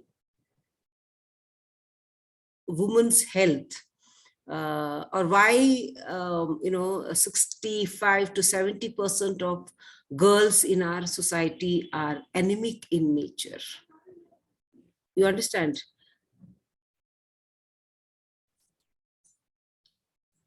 There would be many reasons for it. In the sense, it is cultural, it is religious, it is social, right? And among the women, now who are the particular women who face these problems, right? Now you just can't say women in general and tell that the women face these issues. But if you look at the hierarchy of the woman according to the social order, then you will see now the problem would be women coming from a Dalit community, from a marginalized section, would have different issues from the woman coming from a upper strata of the hierarchy, right?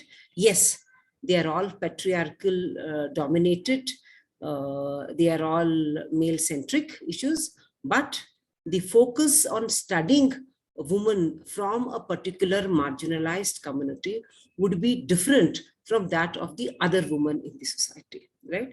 So you need to understand how this approach, whether it is trans or interdisciplinary, you are going to study that area or subject of interest to ensure that there is a social change, there is a social transformation of that particular woman who belong to that particular section. You understand? So, what is it? Why are they dropping out from the school? If you look at the marginalized, the weaker section, you will understand that the girl coming from the lower, below poverty level, they would want to dispose of the girl as soon as possible. So they would have got her married. Now it's not just marriage. Now you see what kind of a marriage is this? This is the child marriage again. You understand? So the effect is different here.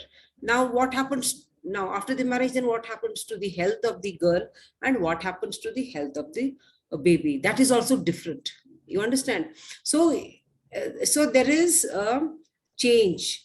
There is a cycle of change that goes on, and then there is no end for the problem that she is going to get relieved from there anywhere soon, right? So these issues become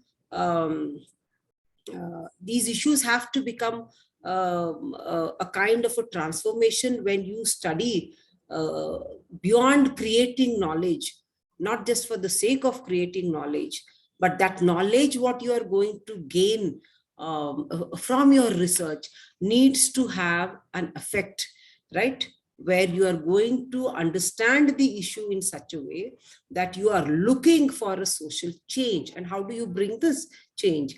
Through your policies or through your programs of government, or through the NGOs, or through the philanthropists who do a lot of work on these social issues.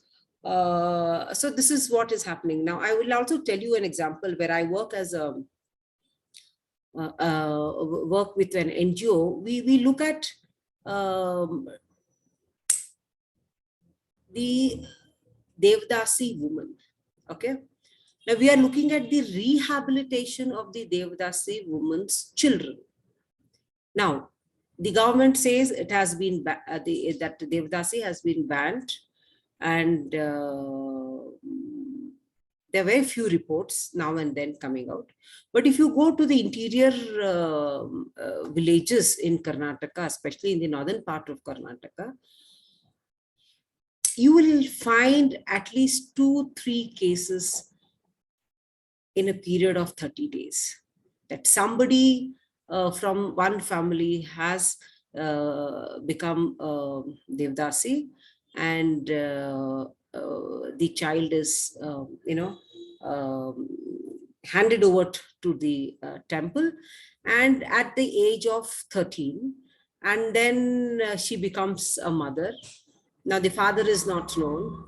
Now the mother's responsibility is to take care of herself and to take care of the child. Then what happens to the child?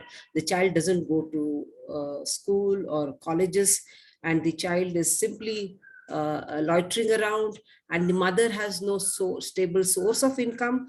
And ultimately what happens is, now we are seeing that these girls are getting into human trafficking. You understand? So that is a major thing that the government needs to think seriously about, understanding, rehabilitating the children and the woman, and to ensure that she is not handed over in this human trafficking, where she goes as a prostitute, doing prostitution work in different parts, and then we don't know where she ends up. So there is no a permanent record to find out what happens to this girl in the future. So the whole idea of understanding these girls is to ensure that, one, this doesn't happen. Second, to ensure that their lives get better by constantly monitoring and bringing in awareness about the socio-cultural and religious issues that are involved in this Devdasi system. And furthermore, again, going ahead to stop this human trafficking among these girls, right? And to understand that, to create a knowledge for the feminist research methodology, we need to address the differences among the people, and we need to look at the diverse problems that the woman faces because of this system, and how the cultural issues and religious issues have affected the woman and her life in general. Can we go to the next slide? Next slide.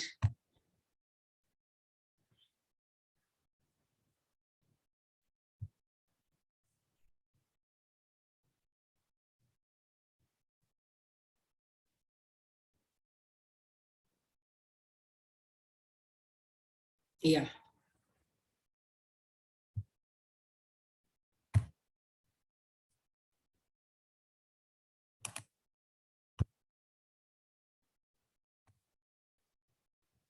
Now, what were the feminists criticizing and why were they criticizing the earlier methodology, or what kind of a dialogue was involved in this earlier situations of looking at the research? They understood that, the basic dialogue about the feminist research methodology began. We need to understand how it criticized the conventional quantitative research, right? So we had Jairatne and Stewart in the early 90s, the scientists, social scientists, spoke about particular traditional researchers which were criticized. And they said the research topic earlier were very conventional researchers, and the earlier thinkers were very sexist, and they were also elitist. You understand? Without knowing the ground reality, without going deep into understanding from the woman's point of view, this made it very sexist and elitist, right? And the research in such researches have been based with selection of only male subjects, males as subjects of research and not women, right? So when you spoke about the suicide, Weber would have spoken, Durkheim would have spoken only about the men in the society and not about men and women specifically in general, right? And the relationship that the researcher and the participant has to be that of unequal power, right? And exploitative to the goals of the researcher. Now you have a particular goal as a researcher, what you need to extract from the research, from that particular issue that you are talking about, right? So you can't be in a position and say, I know everything from the male point of view, right? I have enough knowledge without actually being in the being empathetic about the woman in that particular situation. So that would create a rift for the researcher, right? So that is why I say you need to have an unequal power and exploitative. You have to be exploitative to the goals of the research only. Earlier, the most of the research paradigms have given only illusion of the objectivity. That this is how it is, what is wrong. You know, when I teach in my class, and my class in Bangalore University, 99.9% come from rural background, and almost all of them come from below poverty level. Okay, these are the students that I have in the class. The 1% of the class which are from the urban background, or even the other male members who come from the from the rural, they will not understand when we ask the girls to talk in the class. They are little hesitant, they are little shy, they don't even look straight into your eyes, many times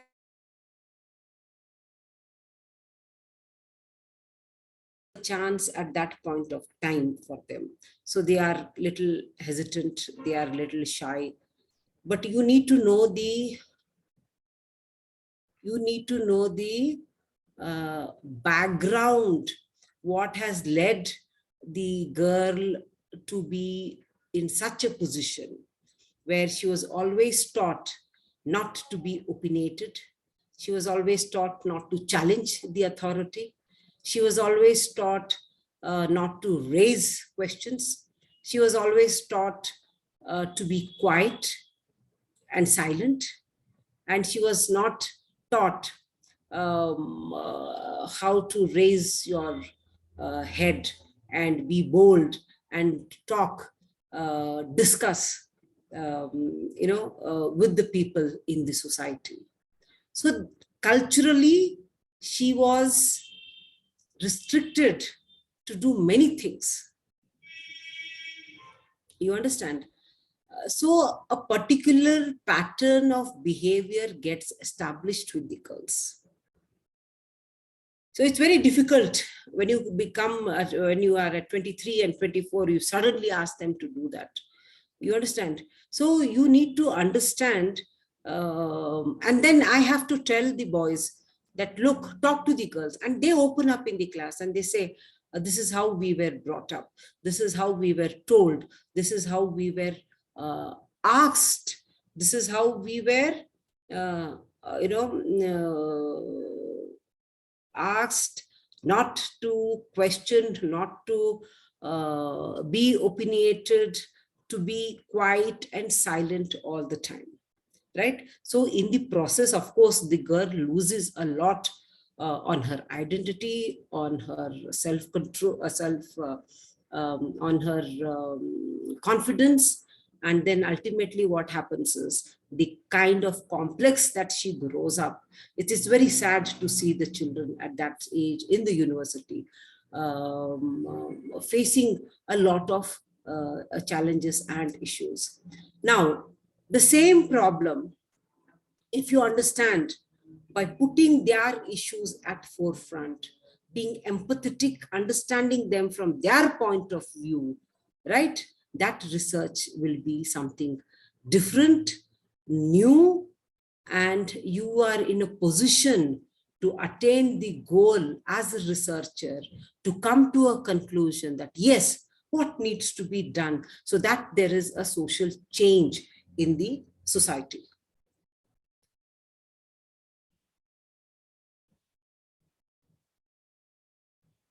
Okay, can we go to the next?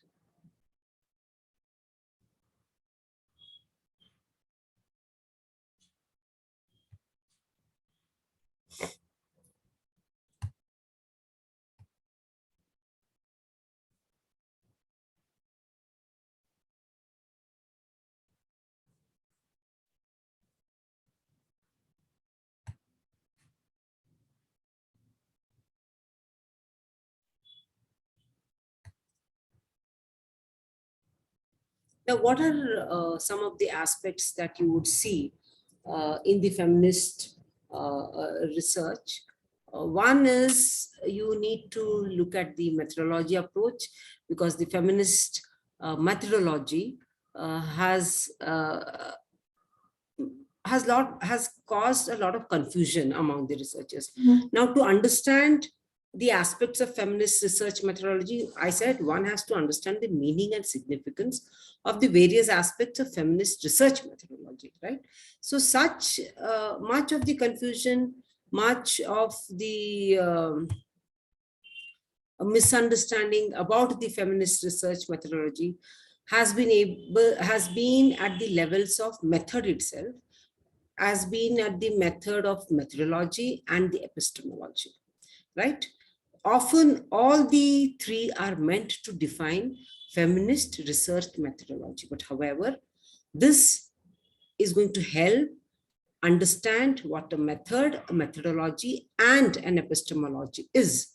So for the methodology, you can, when you define methodology, when you define method, you define it as a process of collecting data. And how do you collect this data? By using some tool, right? Tools. So it could be surveys, interviews, as I said earlier, or different methods of data collection. Then epistemology and methodology in case of feminist research are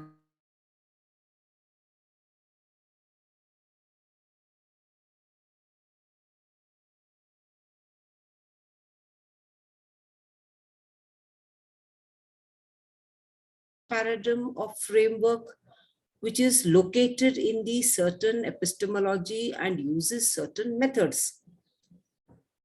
You are using certain method from the feminist point of view, and you have a method that is called as epistemology, and this relates to theorizing, criticizing the process of research and its result.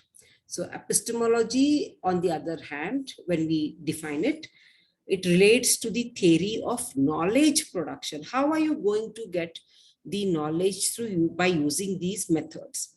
The distinctiveness of, the feminist research basically arises out of its epistemological position in the social science.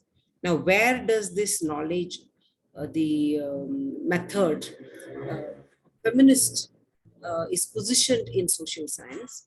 And basically, this feminist research method is the research paradigm which uses methods in a feminist way, and that it is going to produce knowledge from the feminist standpoint, right? So there are various aspects within feminist research methodology. One, I would say there is something called as feminist ontology, which talks about one's sense of being or existence, right? How I view my life, how my life has been in a way conditioned in a certain way, what were the reasons for it, what were the consciousness of realities of the self involved, how do I look and conceptualize this, and help the researcher process what is happening to my life in this social world. So again, Vikramasinghe talks about a social scientist, and he says that individuals, experience different forms of various intersecting realities depending on their consciousness at a particular time. So this feminist research methodology is also aware of various factors that causes it to create own feminist ontology, right? This is talking about one's sense of being or one's sense of existent. So the ontology relates to your claim of how you have seen your life and what is it that you are going to tell the researcher. And as a researcher, how are you going to understand, conceptualize forms of various realities, and how you motivate your research process in the process of doing your research. So this feminist ontology also understands realities of women's oppressions, different oppressions, various oppressions that she faces in her life, whether it is discrimination or whether it is subjugation. In fact, if you ask me, the life of the girl in some communities begins, starts getting discriminated even before she is born, right? Now imagine when the discrimination starts when the girl is inside the womb and when the reality happens and she comes out. What are the various methods that different methods of oppression that she undergoes in every stage of her life? So what happens now, the research objective and the different kind of epistemological knowledge, the feminist methodology tries to recognize that within one research, there can be again multiple contesting knowledges which are separate, but they are also intertwined and overlapping. Okay, so they are awareness encompasses consciousness of absence of woman in knowledge, the usual acceptance of male as a norm, the invisibility of woman's perspective, and general sexism in most knowledge paradigms. Now, the feminist engagement with the same ontology causes feminist researchers to find and fill the gaps with respect to women, with the goal of correcting the method involved in this research, which have silenced and misinterpreted women in all disciplines. So that is the challenge now, where the feminists undertake and they try to find out the misinterpretation of women in all disciplines. And the ontological shift is with the development in feminism across the world. We see the method being accepted. We see there is a causal shift, right? So in India, if you look at, there has been a shift resulted by the women's grassroots movements, as well as their expansion the expansion of the United UN and other international agencies who are looking at the experiences of development in feminist thought. And these movements, studied by various feminists and agencies, and their reports have visibilized the absence of women and their representatives, absence of women and their perspectives from major disciplines, which has called for feminist ontologies and epistemologies as revolutionary act of exercising and exerting power against the conventional knowledge domains.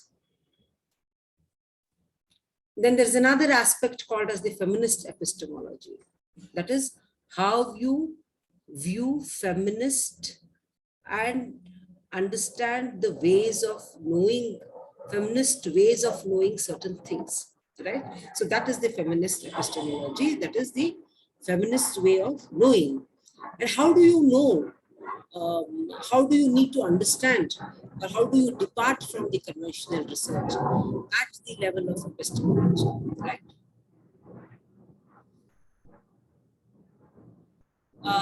So while the ontology concerns knowing and being conscious of realities, the epistemology is reflexive focus on ways of knowing the ontological reality in the research process, right? What is the feminist way of understanding and knowing the research and the method?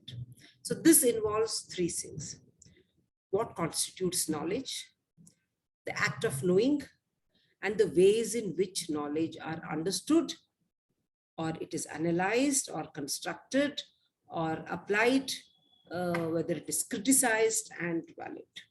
So feminism gives an alternate and oppositional epistemology to the existing knowledge, and it is concerned with the gaps to be filled, vice versa, again, women, male standards, and sexism in conventional and existing knowledge. Now, the feminism are trying to use various epistemologies to criticize other methods. Now, for example, to critique the culturalism, feminism uses post-colonialism. So in India, feminists have taken opposite method, stand against the Western feminist standpoints to assert the significance of cultural differences in transformative power of feminist method.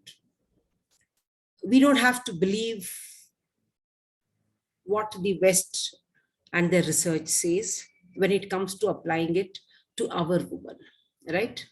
The scenario, the scene is completely different.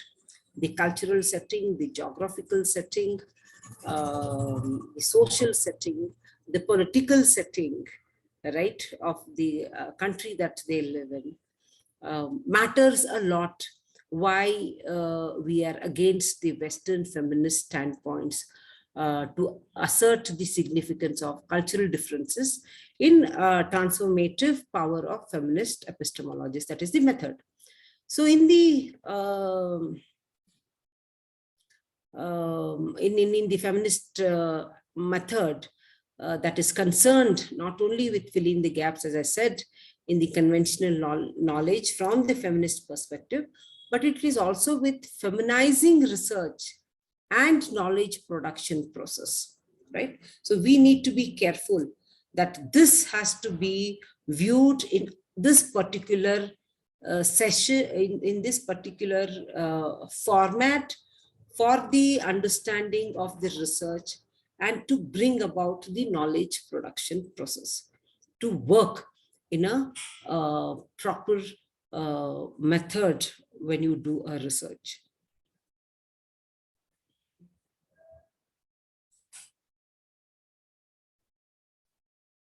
Now, the feminist methods, there have been, you can say, progressive method positions that they strengthen, they counter, and they critique each other, right? So the transformative aim of feminism, feminists from different thoughts have contributed to the development of new and more powerful methods. Western method have been challenged by different epistemologies of differences. There has been differences in women's knowledge and their construction, which has also led to theorization about their different realities based in their class, ethnicity, race, caste, sexual orientation. You understand? So unless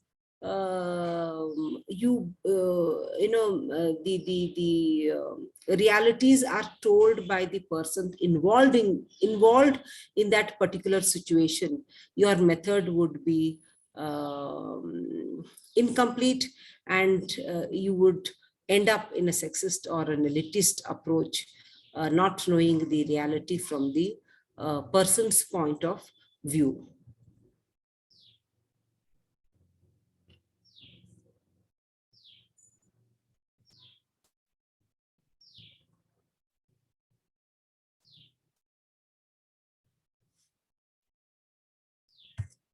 Can we go to the next slide?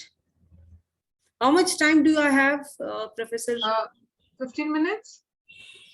15 more minutes. Okay. Yeah, can we go to the next? Is this fine? Yeah.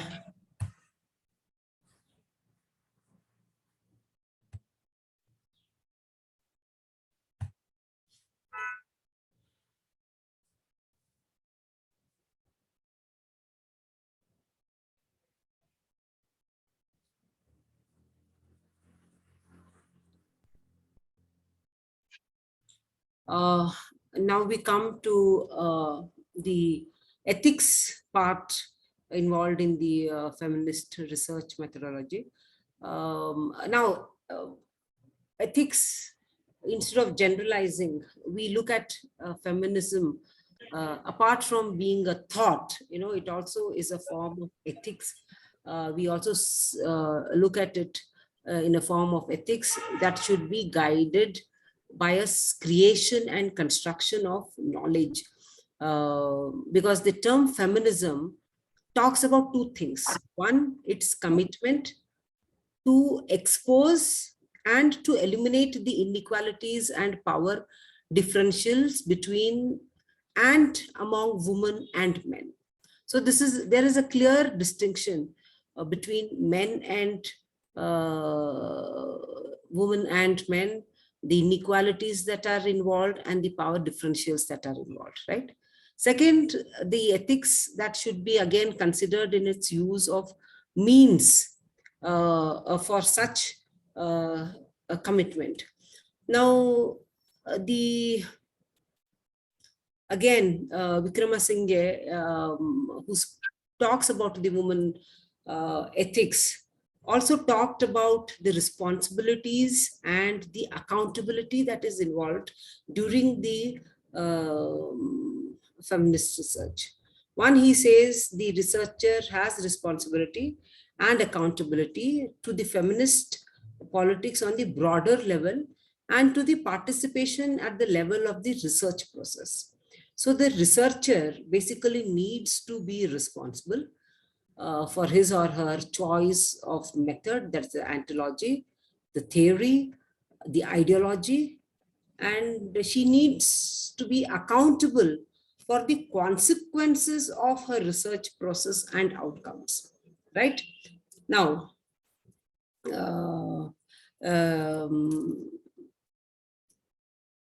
if you look at the Sabarimala issue, the temple, the woman entering the Sabarimala issue, a temple, there are various theories that come out of this, but many of us do not many of them don't want to know the reality, but the reality is always centered around male domination and misogynist, right? Now, as a researcher, you would come to a conclusion and say that there is no a problem in entering the temple. But if you look at the temple, the trustees and the devotees of Sabarimala, they will understand, or they would they would tell you that, look, there is a debate that goes on, and they try convincing people that this god is a brahmachari, and that is the reason we need to keep certain age group of women out of the temple, right? But practically, many of the researchers studying that from the religious point of view would not, will not be in a position to accept that, because religion was a man-made issue. Religion was interpreted in various forms to suit different people, and over the period, the consequences that has affected women around, affected women because of the religion, and somebody would not accept that viewpoint, and there are others who would try to bring in the force and to tell that, yes, this is not religion, but you need to talk about the constitution and the equality and the rights, and talking about the power situations here, right? So the researcher ultimately needs to be, what I want to say is, you need to be responsible for the choice of your theory, ideology, and look at the consequences of your research process and outcomes. So the researcher is responsible to the people that enable the research. It could be your family, it could be your friends, or it could be your who is also funding your research. Second is the sensitivity to the respondents. Very often, women are facing, they are in a vulnerable situation, life, and there are various forms of oppressions that she undergoes. So while working with them, you need to the researcher must be sensitive to their needs, should be sensitive towards their concerns, and should be sensitive towards the words that they use, right? And the research itself has emotional consequences for the respondents, right? So you need to be conscious of this and must work in a manner that minimizes this. You can't be emotionally involved in it to bring a wrong outcome. So you need to be conscious of the work in a manner that you should be avoided, and the report should ensure that the respondents do not face any retaliation or harm by the oppressor. So while recording various stories or narratives of the participant, you need to downplay the clash that might arise between participants' perspective or even experience of a certain phenomena, and the researcher's method and the standpoint, right? So the imposing of ideological standpoints and research frameworks should be avoided in representation of participants. So many times what happens is the participants are manipulated to yield the data that is required by the research question. So though research objective cannot be kept aside, the researcher must now look at how to strive or to strike a balance between the sensitivity and the pragmatism, during the stage of data collection. Second, it also talks about confidentiality in the sense how it is critical to develop and maintain a trusting, the relationship with the participants. So when you are working with people in a very oppressive and threatening life circumstances, you must keep the information shared confidential. This is necessary for the security of both the participants as well as the researcher. So in many instances, it becomes important to set at the how the information is shared by the participants will be confidential, and maintaining the confidentiality is not always desirable, and it also depends on a particular contextual needs when you need to be confidential, and at the same time getting the results as a researcher you are looking out to bring out in the society. Next slide.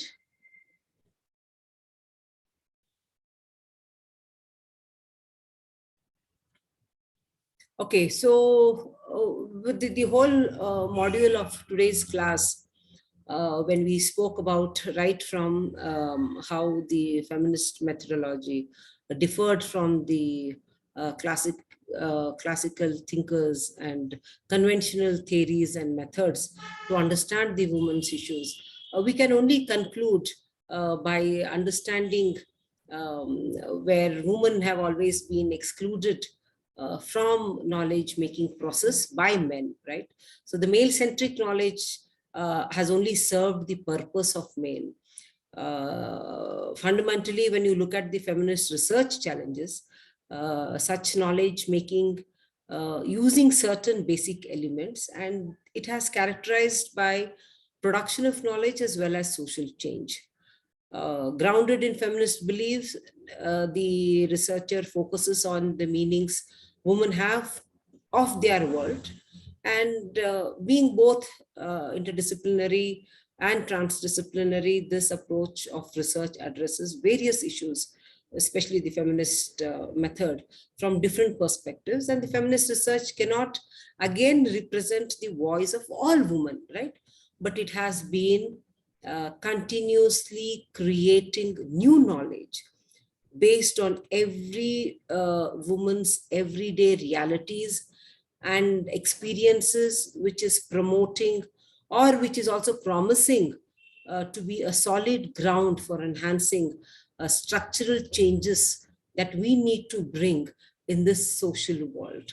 Because unless there are structural changes that we are going to see, which does not talk about power imbalance, which does not talk about inequalities, but talks about equality alone, then I think the structural changes in the social world,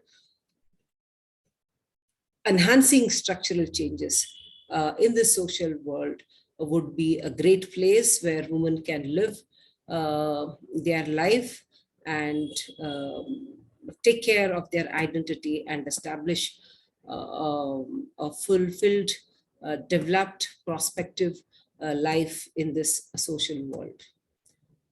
So thank you everybody for listening to this session quietly. And if you have any questions,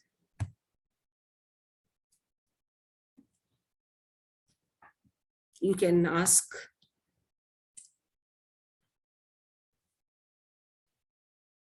Thank you, Dr. Sudha, for joining in for this session. There are a few questions. Can you hear me, Dr. Sudha? Yes, yes. Shall I stop sharing? Yeah.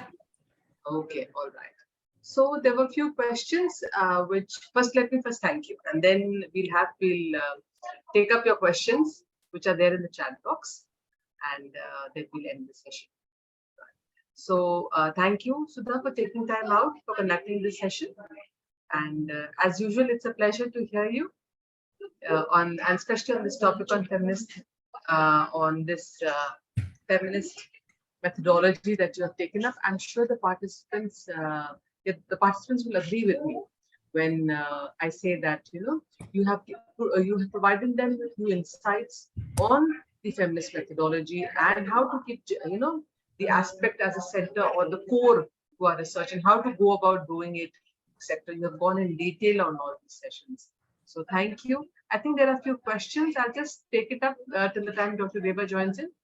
What aspects we can see for checking women empowerment is a question given by Dr. Tanuja Talwar.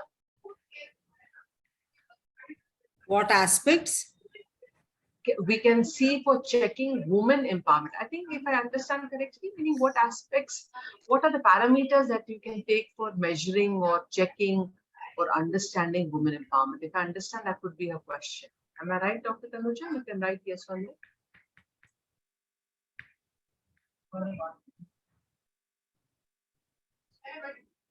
Yes. So basically, Dr. Tanuja is asking. Yeah, can I answer? Yes, certainly. Yeah.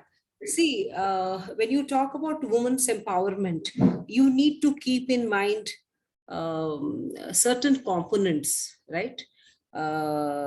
Women's sense of self-worth, their right to have and to determine choices, right? Their right to, again, have access to opportunities and resources that are there, and their right to have power to control their own lives within and both, I mean, outside their lives, both within and outside their home, and also their ability to influence the direction of the social world around them in which they are living. So your empowerment is not just knowledge gain, but your empowerment is to put into action that knowledge that you have gained to, as I said, for your self-worth, for your right to have your right to have your choice, and to have your resources that are there. But it's not just see, now these are all structural issues why women empowerment is so hard in this male dominated society, in this patriarchal society, or what are the structural flaws that we need to understand. But if you are empowering yourself to make your choice, to make you're able to control your life, then I would say that is women empowerment. Okay, thank you so much, Dr. Sudha. There's another question by Dr. Asta. How can we locate the issues considered by intersectional feminism in the feminist methodological framework? Is intersectionality a challenge to this methodological framework? How can we locate How can we? Yeah, I'm right. How can we locate the issues considered by intersectional feminism in the feminist methodological framework? Is intersectionality a challenge to this methodological framework?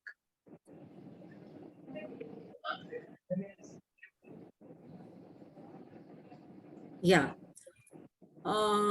See, when you talk about feminism and intersectional feminism, these are the centers, the voices of those experiencing overlap in the concurrent forms of oppression in order to understand the depth of the inequalities and the relationship among them in any given context. So what happens is, for example, if you look at the intersectionality in feminism, you need to understand that while all women, right, are subject to the wide gap, some women are affected even more harshly due to their race, right? So there are women who come from a particular section, whether it is the race or ethnicity, they face that problem, a particular problem, in a very different and a harsh manner, right? For instance, again, where intersectionality applies is cases of the LGBTQ, right? Where people of color and transgender people are more likely to be victims then they are seen as the gender people, right? So you try to target a particular group, and not without studying the subject from their point of view, it's going to be very difficult. The intersectionality to study feminism, it is challenging, and I would not say it is difficult, but it is going to be challenging. But the challenging can be overtaken if you use the methods involved in feminist epistemology in a proper way to understand the lives of, for that matter, even the LGBT communities, their culture, and the kind of structural flaws that are there in the society who do not accept them. Are there any other questions?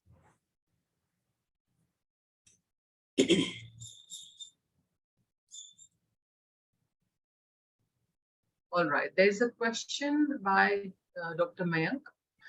Standpoint feminism gives freedom in methodology, I believe, because the perspective denies that traditional science is objective and suggests that research and theory have ignored and marginalized women and feminist ways of thinking. I repeat, basically the question is on standpoint feminism approach. Does that give the freedom in methodology?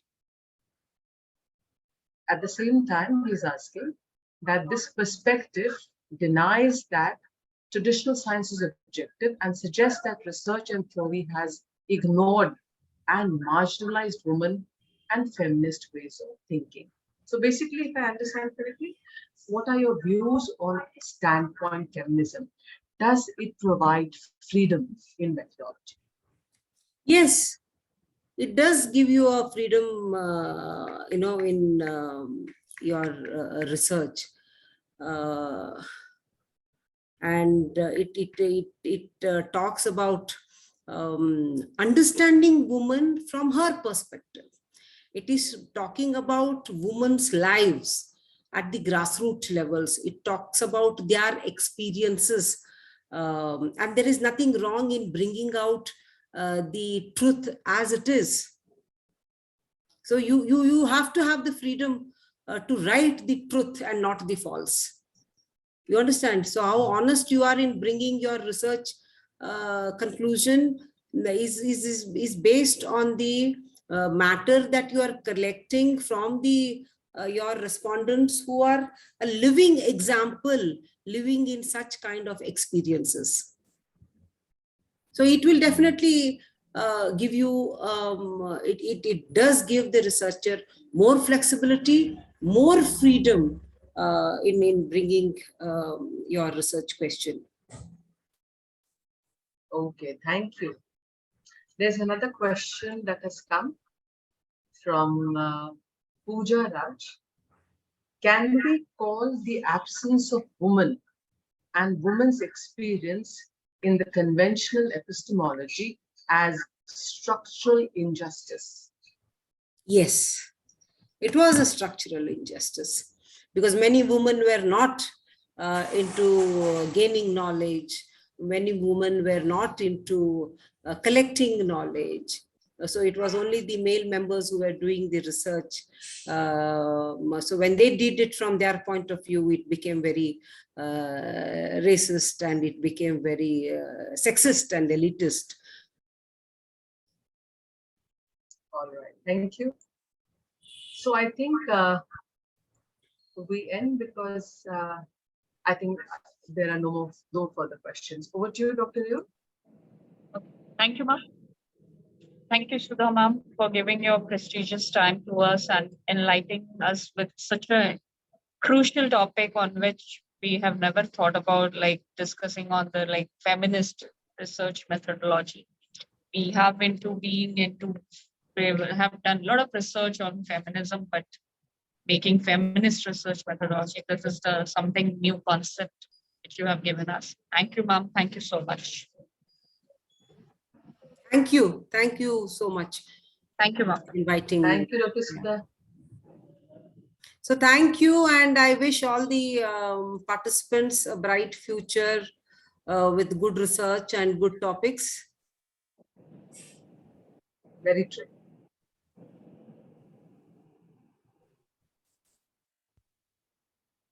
All right. Thank you so much, Sudha.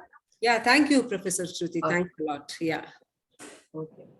So may I leave? Yes, please. Yes. Please. Thank you for giving your time. Thank you, ma'am. Thank you. Thank you. See you soon again. Sure. Look forward to.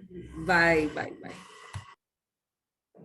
All right. To all the participants here, please note the feedback link is being shared in the chat box. You're requested to please fill in the feedback form, and the post lunch session will all participants join at 2:15 p.m. We will start at 2:30. And also, I would like to inform that there has been a slight change in the schedule. Professor Rukmini Sen from Ambedkar University, who was supposed to give the lecture, will now give the lecture on tomorrow at 10:30 a.m. And I shall be taking the session at 2:30. All right. So we please join in on time so that we can continue with the FDP program. Dr. Reva? Over to Yes. you. Okay. Thank you, all the participants. So we'll start with this afternoon session at 2:15. So I will request all the participants to be joining on the time. And we will have for this, in the afternoon session, we have Dr. Shruti Singh with us for this second session. So thank you, everyone. Good afternoon, everyone. So we are starting with our second sessions in the afternoon. For the afternoon session, we are starting. So right now we have with us Professor Dr. Shruti Singh, Professor, Amity University, Social Sciences. Dr. Shruti is an author, consultant, and researcher. Currently, she is a professor at Amity Institute of Social Sciences, Noida. Prior to this, she received fellowship from ICSSR for postdoctoral research from Center for Study of Social Sciences of Jawaharlal Nehru University. She has completed her PhD from Center for Study for Social Systems, School of Social Sciences, Jawaharlal Nehru University. She draws close to 2 decades of teaching, research experience. She has authored 4 books and has published in both national and international research publications. She has presented papers in both national and international conferences, and also she has chaired sessions in national and international conferences. She has organized international conferences, workshop, FDPs.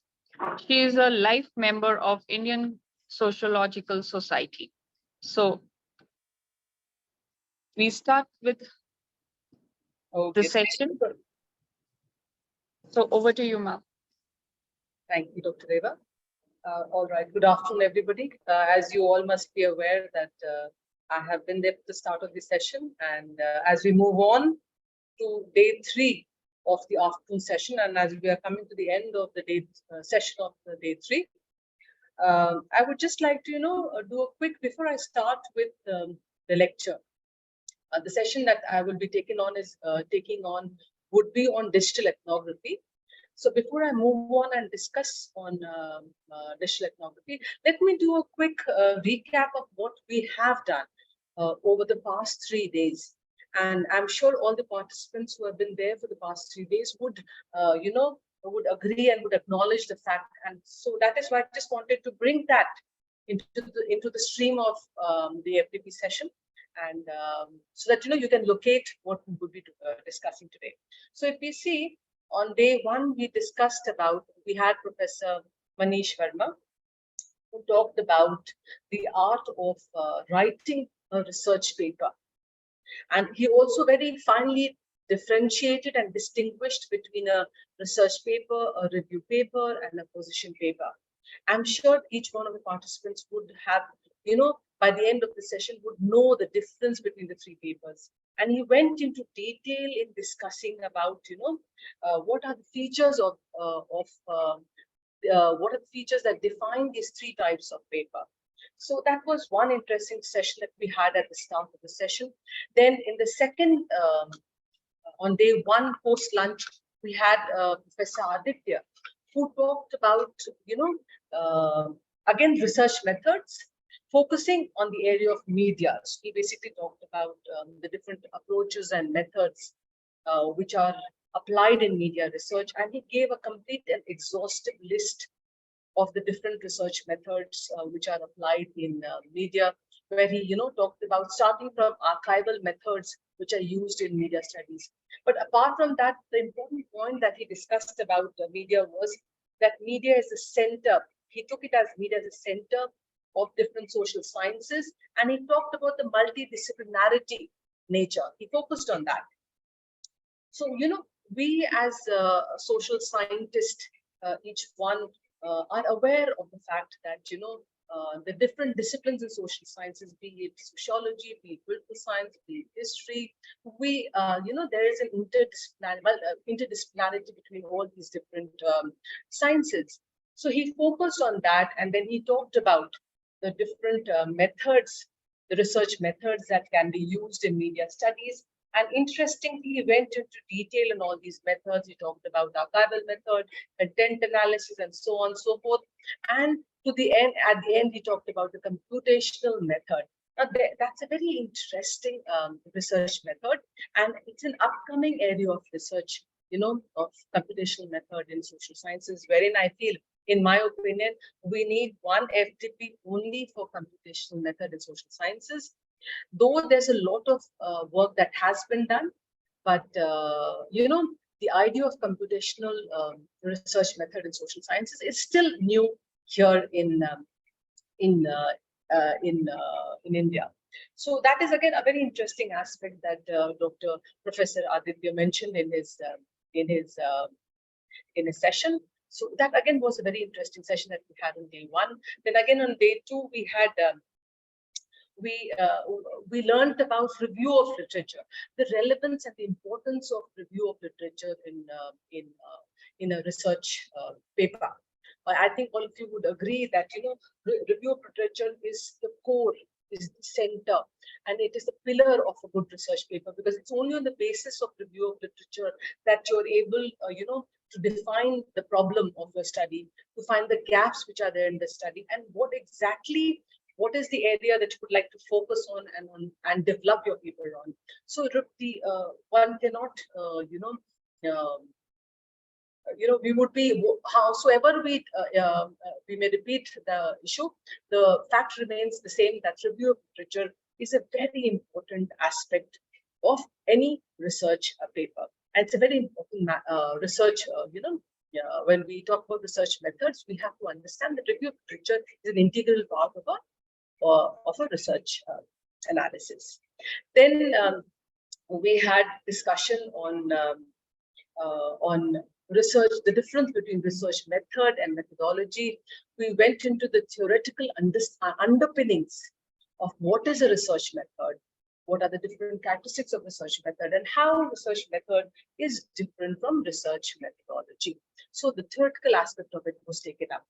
And then we had a very interesting, once again, a very interesting session. Yesterday we had post-lunch where we had, the discussion was on the importance of reflexivity. What exactly is reflexivity, and what is the importance of reflexivity in qualitative research? Because as you are aware of, very fact, this FDP is being conducted basically from the point of view of how to, improve on qualitative research. So here in this session, we had discussion on the importance of reflexivity, the importance of positionality, the importance of biasness, or as a researcher, what are the factors that we as a researcher need to be careful about while conducting a study. So the basic the small things that as a researcher, each one of us need to be aware of, while conducting a study, because biasness is something which comes unknowingly. So it is essential that we be aware of each small dimension of biasness, try to understand and try to control it at the start, so that our research becomes much more objective in nature and much more verifiable in nature. So that was what was discussed yesterday. And fortunately today, we had a very interesting session on ethics and feminist methodology. So, I mean, we all know, and we are going to have, let me tell you that those of you who have gone through the schedule would also see that there are a few more sessions. There's, I think, one or two more sessions on the importance of ethics. So, each one of you at the end of the day, at the end of the FDP session, would get to know about the importance of ethics. Now, ethics, I think the important dimension of research ethics was taken up very vividly by Professor, and he talked about, two things which each one of you must be aware of, and as I will be talking about it in ethnography also, in digital ethnography also, this ethical dimension, this ethical issue. Now, in today's time, as he talked about, privacy is very important. Privacy is very important.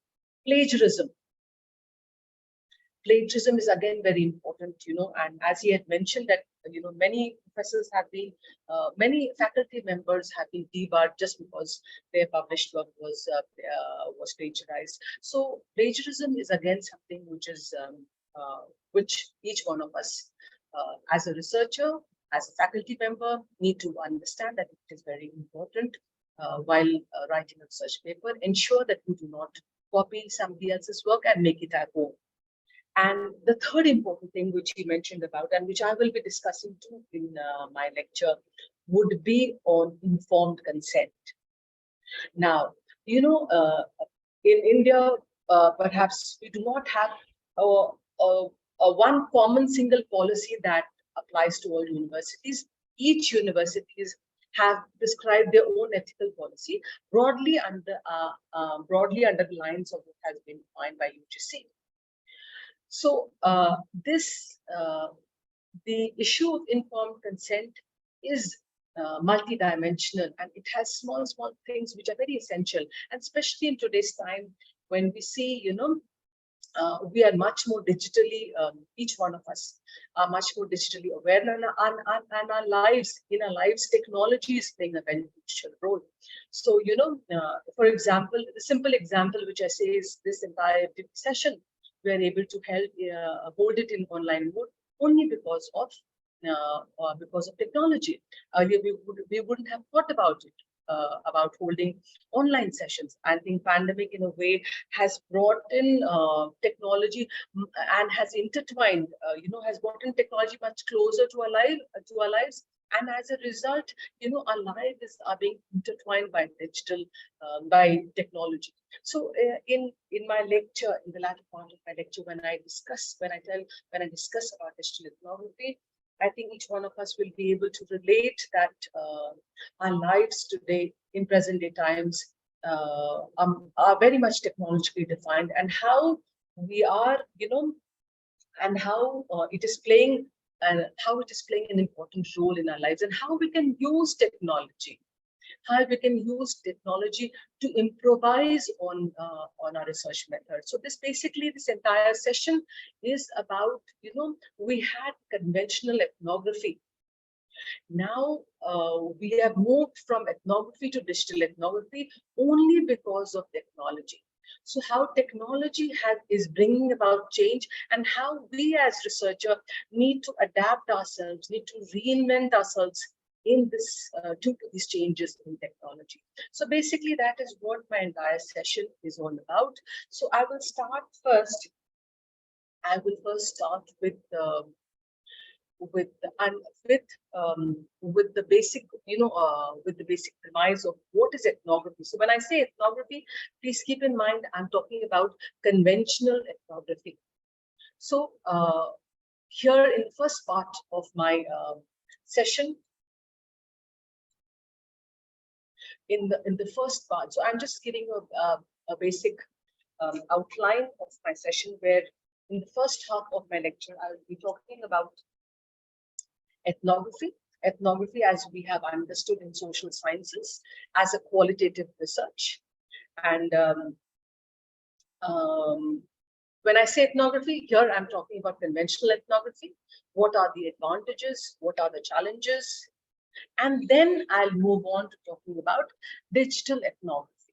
What do you understand by digital ethnography? What is digital ethnography? I think in one of the sessions, it was taken up that nowadays there is no distinction. We talk about digital ethnography, we talk about cyber, virtual, online. These are different synonyms to this concept that we're talking about.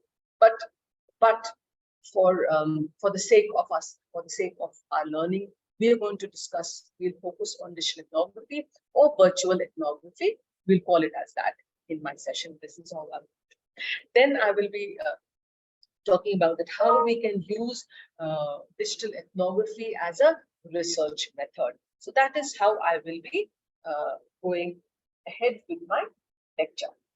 Right? So this is what, at the end of the session, I hope that each one of the participants are able to understand what is ethnography, what are the chief features of ethnography, what are the advantages and challenges, and at the same time, and how we need to move from ethnography to digital ethnography, the relevance of digital ethnography in contemporary times, and once again, digital ethnography also has its own challenges and its advantages, but nevertheless, how we can use digital ethnography as a research method is what is my attempt at this session. So I hope that you will be able to gain something out of this. Now, let me just talk about ethnography.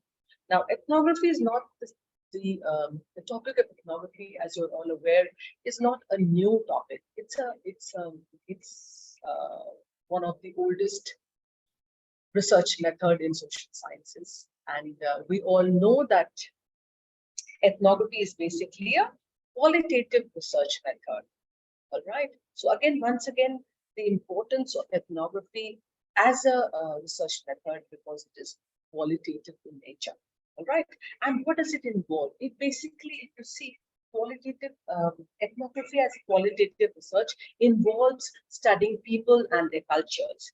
Now, the goal of the ethnography is to understand that what are the social and cultural practices of a group of people, and how do we go about doing it? We use the method of observation, participation, and interaction.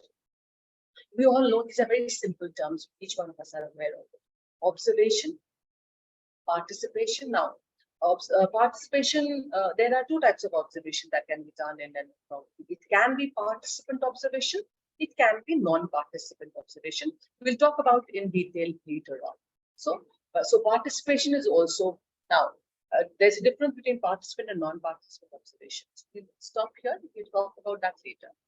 Now, participation is very important, and interaction is also very important in ethnography. Now, we know that ethnography has been used, this research method has been used to study, for example, the social norms, the beliefs, the values, the behaviors, and the culture.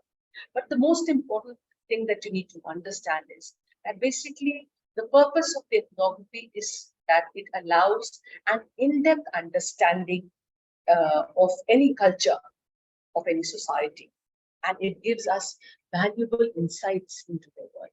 And that is why ethnography as a research method is highly popular. And it has been, and it is, as I've mentioned, it is not a new research method. It has been used. It was started first by social anthropologists, and I will talk to you about that also.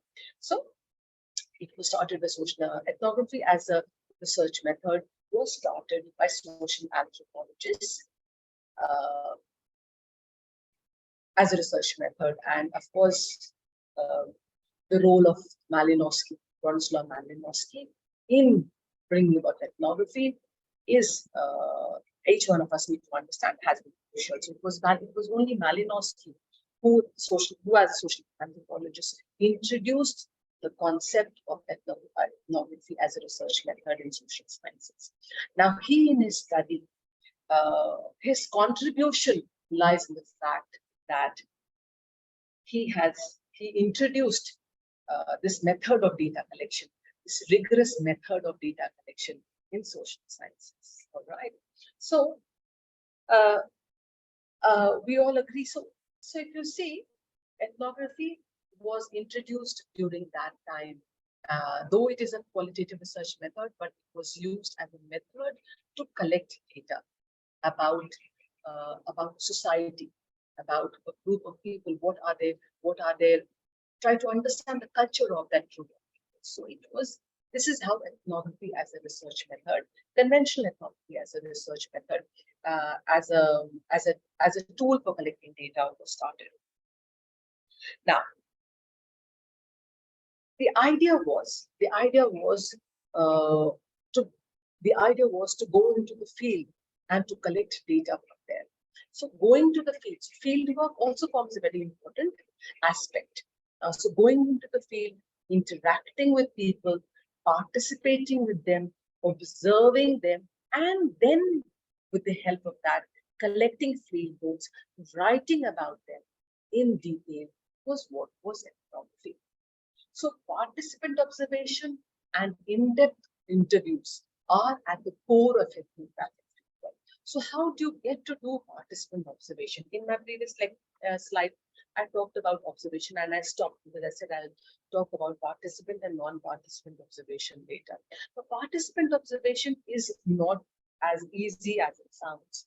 Non-participant observation means that we are, as an external, as a person outside trying to observe something which is happening in a society. Unlike that, participant observation is where you become a member of the society, and as a member of the society, observe what is happening in that society. Try to understand the culture of that society. So participant observation is the key to ethnography.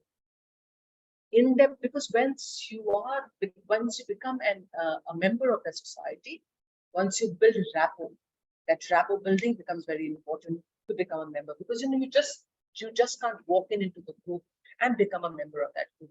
It takes a lot of time and effort for the group members to actually understand you, and as a researcher try to know what are your interests in becoming part of it. So only when they accept you would you become a member of that group, and then as a result of that you can then go on and do an in-depth interview.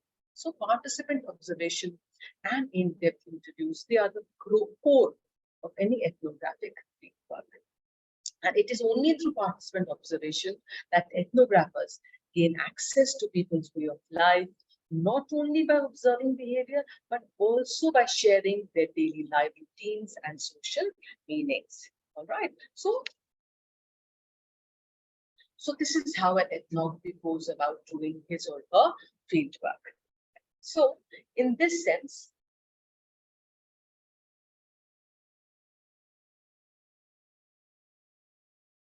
In this sense, an ethnographer's subjectivity and socialization, they play an important role in the construction of ethnographic knowledge.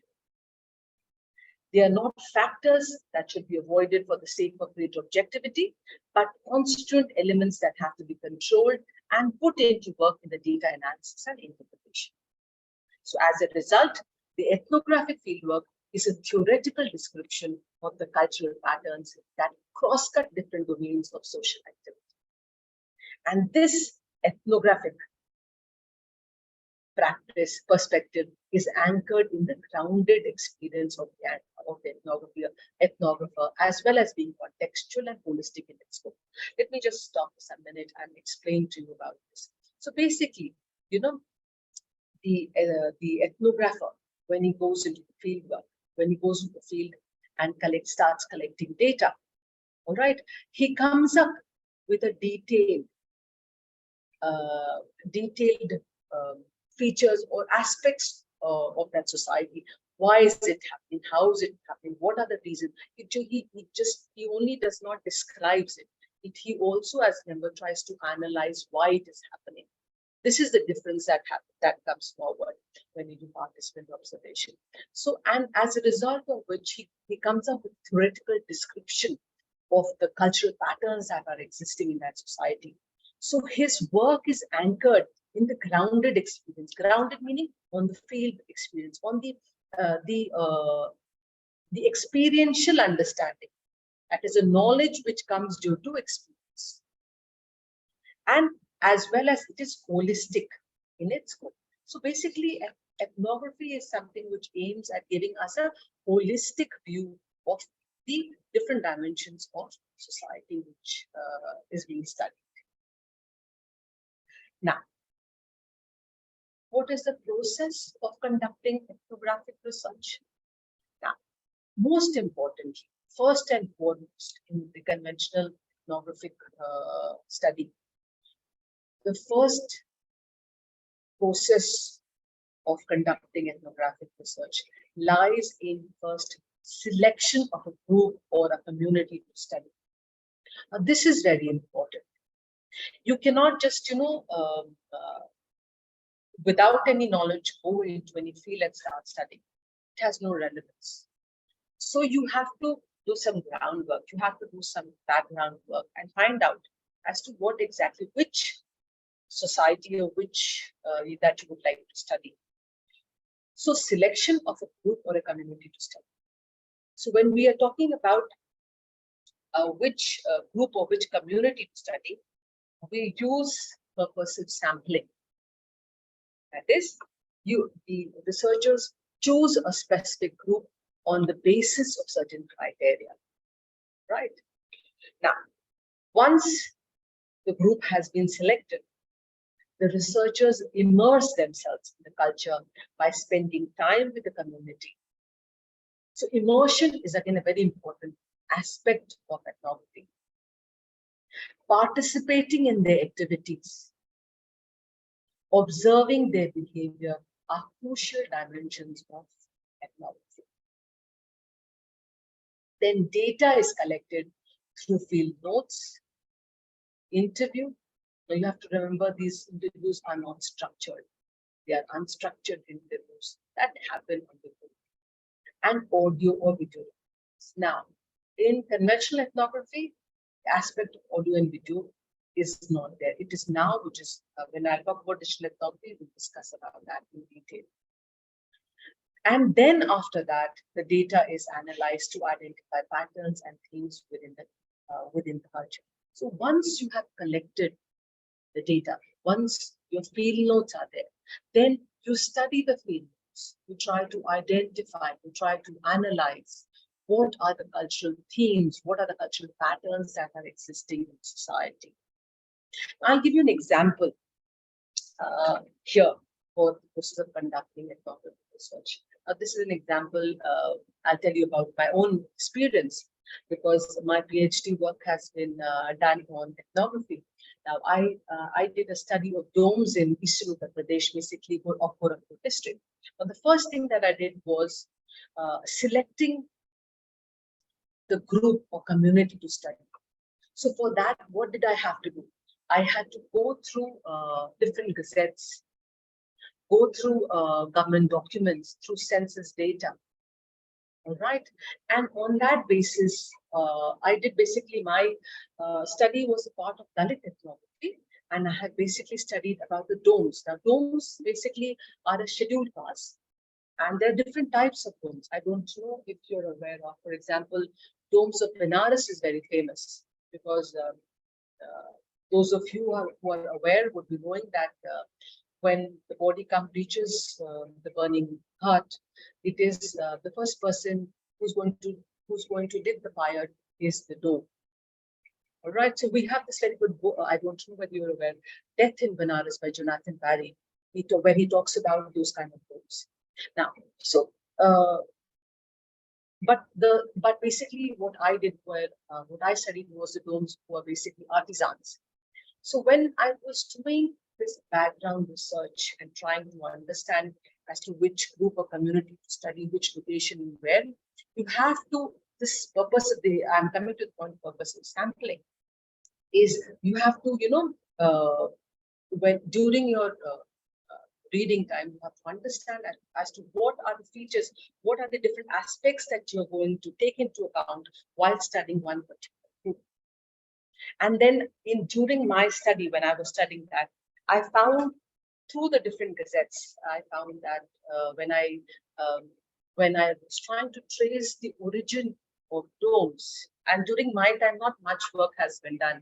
I mean, very interestingly, I will let you know that and that when I was doing a PhD, there was only one book on domes at that time, and that was written prior to independence. Prior to independence by G.W. I still cannot remember, by G.W. Briggs, who was a missionary, and that book, the name of the book is on Jandalas. I don't know how you pronounce it.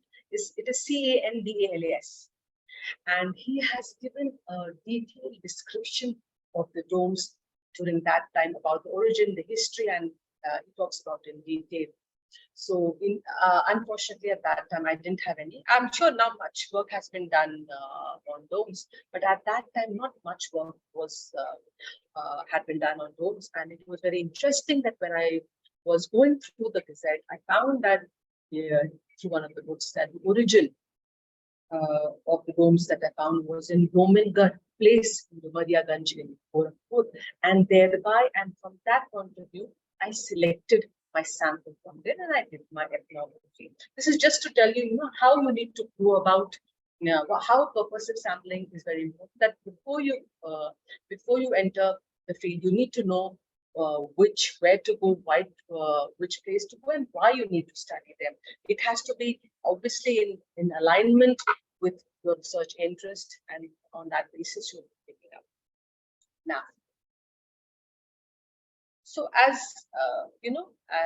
I've been talking about, there are several advantages of using ethnography in any research. I'm basically a sociologist, so I'm focusing from that point of view, but it applies in it has advantages. You can use ethnography in any of the social sciences. So the most important advantage of ethnography lies in the fact that it is one of the research methods that allows for a deep understanding of the culture being studied, and therefore an in-depth understanding of the culture. If you want, ethnography is the best way to go about it. Now, this because it is only when you become a part of the member of that group, you're able to gain insight into the beliefs, their values, their social norms of that community. And also another very important aspect of ethnography is that it allows for flexibility. When I say flexibility in the sense that you on the basis of your observation, you can change your research design accordingly. Basis you can, so it allows for flexibility in the research design, and also you can adapt your method to fit into the needs of the community that you're studying, and you can adjust your research questions accordingly as and how new information that you are gathering. So these are few of the advantages that I have laid down in front of you for using ethnography. As well as, any research method, while it has its advantages, also has its own set of challenges. So one of the main challenges in conducting ethnographic research is, as I mentioned earlier, gaining access to the community being studied. As I've mentioned, it is not easy to, gain access to the community. To build a rapport. Rapport building is very important in an ethnography. To build a rapport with the community that you are going to study. It takes time, it takes effort, and some communities may be closed for outsiders. They may not like you as a researcher to come into and to look into their society. So these are some of the practical problems that the researchers, ethnographers face while they go to the field. And these are genuine challenges that the researchers have to overcome to go and do an in-depth study. And other challenge which is there while conducting ethnography lies in bringing about objectivity while conducting research. This is one very important. When we discussed yesterday also, lunch, we had this session on the flexibility. Now, researchers' bias generally creeps into the field notes.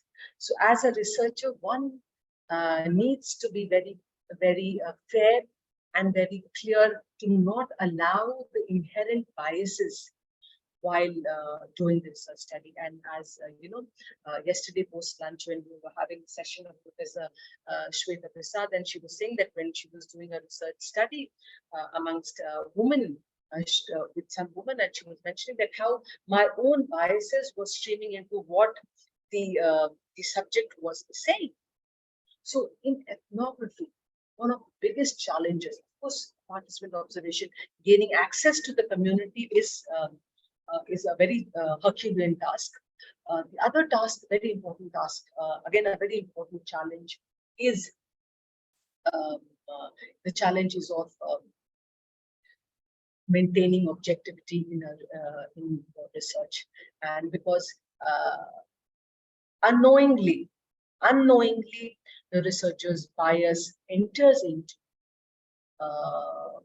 the field notes. It creeps literally into the field notes. So as a researcher, you have to be aware of ensuring that your own bias does not creep into your field notes, and that you have to be impartial towards whatever that you're studying, whatever is the subject area of, or whatever is the theme or objective of your paper, and your own biasness must not be allowed to creep into your field notes. So the other challenge is maintaining objectivity while conducting research, and researchers must be aware of their own biases and must avoid imposing their own values, their own beliefs into the culture to which they are studying.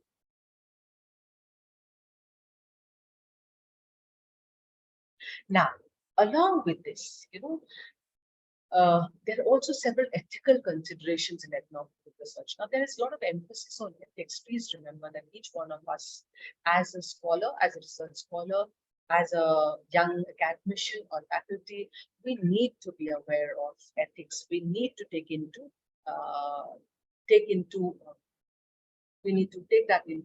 into account about ethical considerations in ethnographic research. And these are the two things that I've mentioned about privacy and informed consent. All of you would have a basic knowledge about it because this has been taken up earlier also. So ethnographic research raises ethical concerns about privacy and consent. Researchers must obtain informed consent from participants and ensure that their identities are protected. And they must also consider the potential harm that could be caused to the study. So they must be free and fair while telling about the different aspects of the research. If it is going to provide them with any potential harm, they must inform the subject of the study beforehand. So it is important to minimize any negative impact that the research may have on the community and to ensure that the benefits of the research outweighs any potential harm, right? So these are things that as an ethnographer, you have to keep in mind while conducting the ethnographic research. So in summing up, we all are aware that ethnography is a valuable research method in social sciences that allows researchers to gain an in-depth understanding of the culture they are studying. While there are challenges and ethical considerations involved, the insights gained from ethnographic research can provide valuable contributions to the field of social sciences. So overall, ethnography provides a unique perspective of society and culture that cannot be obtained through other research methods. Now, I'll just give you, I'm sharing few pictures with you of this conventional ethnography. Now, I would like all the participants on the chat box to share. Now that I have given you a brief introduction about ethnography as a research method, I would, after seeing these pictures, what are the 5 features that comes into mind while seeing these pictures? I hope these pictures are visible to all of you. I would like you to share on the chat box 5 features that you can see from this, from what is being shared with you on the screen. Please write down on the chat box.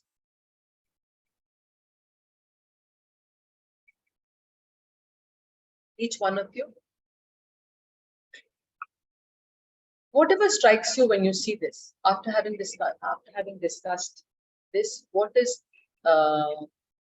these 3 pictures, in totality, tell me what are the 5, any 5 things that strikes you, while you see. Oh, okay, all right, let me just rephrase it.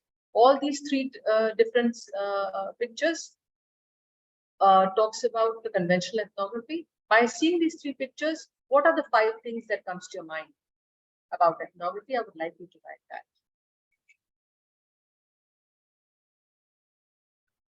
I'll give you a hint.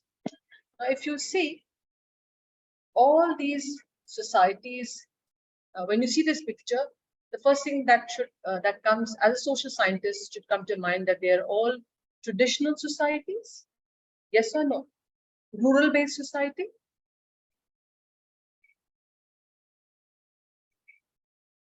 Right? So what are the other things that you can see when you're seeing this picture? Can you please share it in the chat box?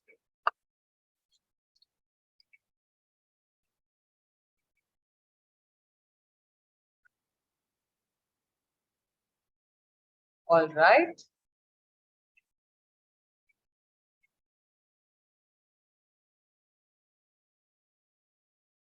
So I have Pooja Raj, Indira, Pranay. I think these are 3 people who have been. I mean, you can write down in simple English. I mean, whatever you see, it's very simple. There's nothing. You don't have to be. Don't have to be very rigorous. Simple thing. What strikes you when you see this? When you see these 3 pictures?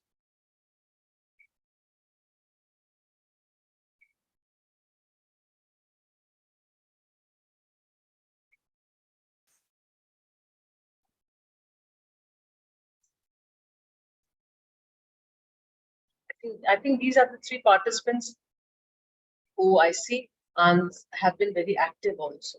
What about the others?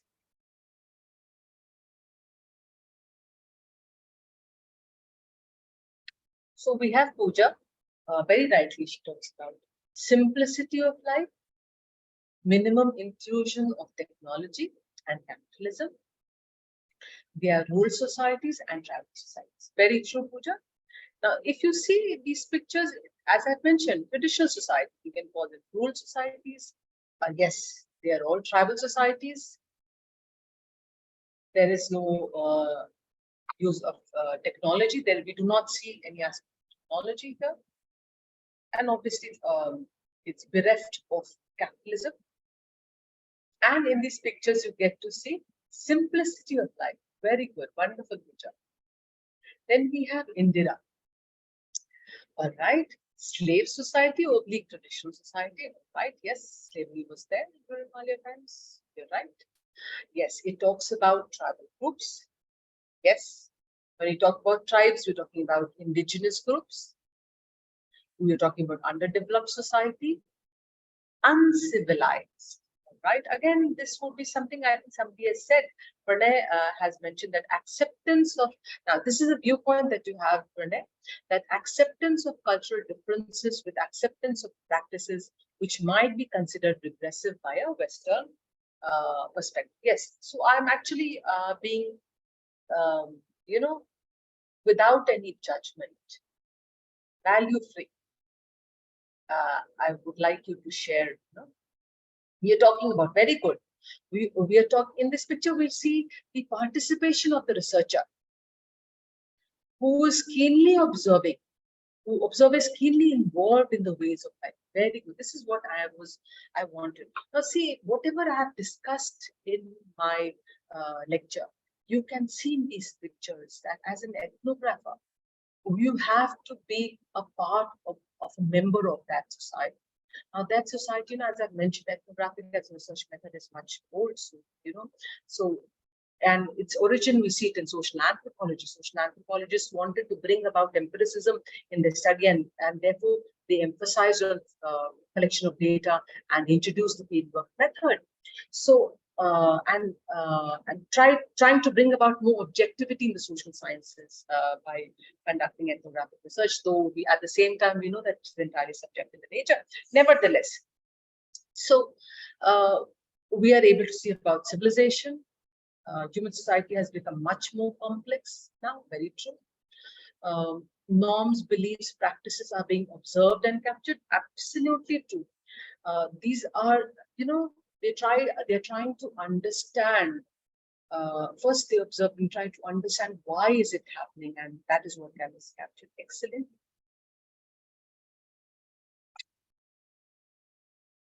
All right. Okay, so we'll stop that. Wonderful. We've got real good participation from the FDP participants out here. Now, I will show you another set of pictures as I move towards the second half of my lecture.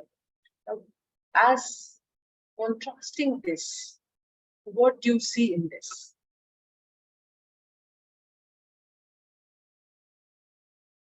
Now, same thing I will ask you. What are the 5 things, any 5 things that strikes you when you see this picture? Now, you see this and you see this. We know that it is contrasting. So when you see these pictures, what are the 5 things that come to your mind? Can you please write it on the chat box?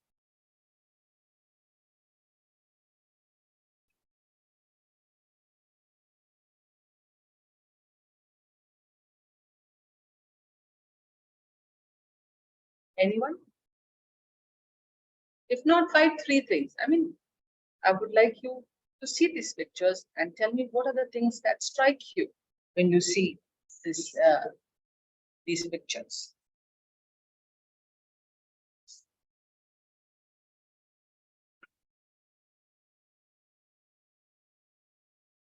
All right. Okay. So we have Indira, who says that through these pictures, you get to see inclusive society.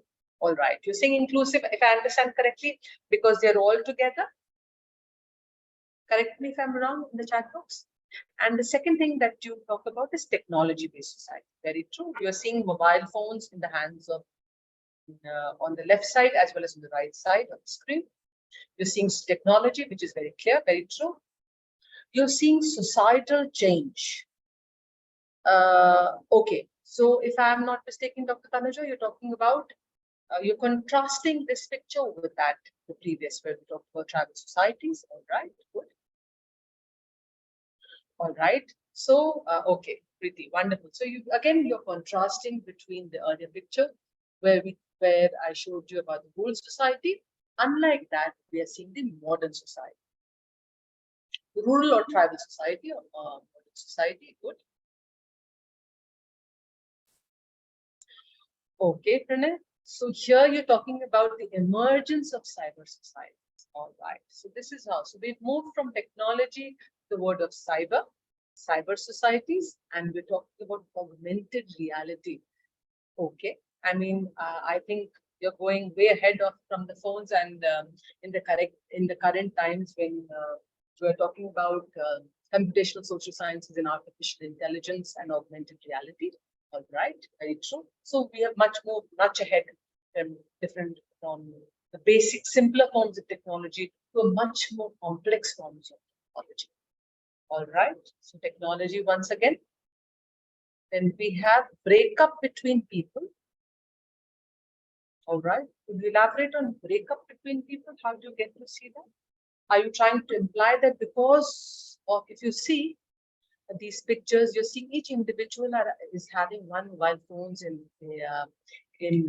their hands, and they're all separate to each other? Are you talking about in that sense breakup between people? Now, you're talking about technologically evolved ones. Technology has evolved one's individualism. Okay, all right.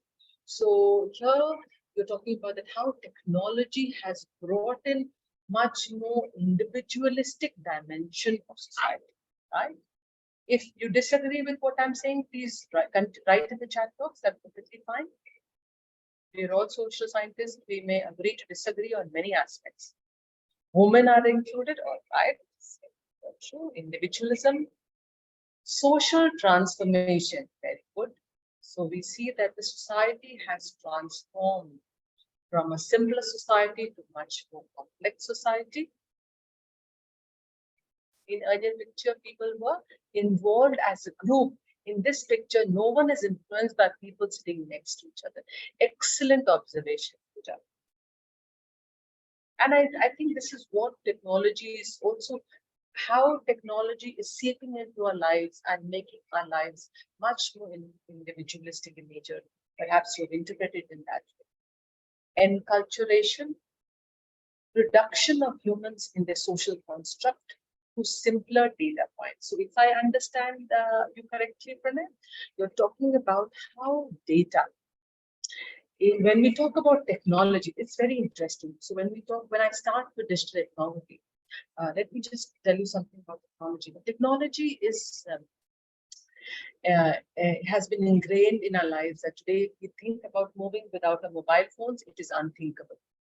There's so much we have gotten used to the use of mobile phones, and it has become a very important aspect of our lives, not only of our working lives but our day-to-day lives.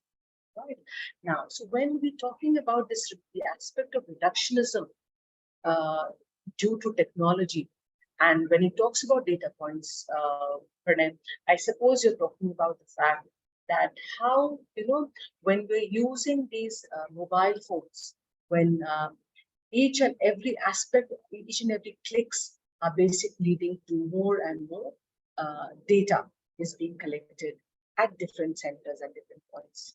Right? So we are basically all our if I can explain properly, our expressions are being datafied. Generation gap when compared between two pics. All right, so okay, one is this pic is technologically evolved. It is much more informative. There is more access to gain knowledge about the world because technology has brought in each one of us much closer. That's true. All right, that's wonderful. So, in continuation with that was the other picture which I was sharing is this here, and this just reaffirms what I have been trying to say, that that digitalization of our society, that digitalization has seeped into our lives in more ways that one can imagine, in more ways than one can fathom.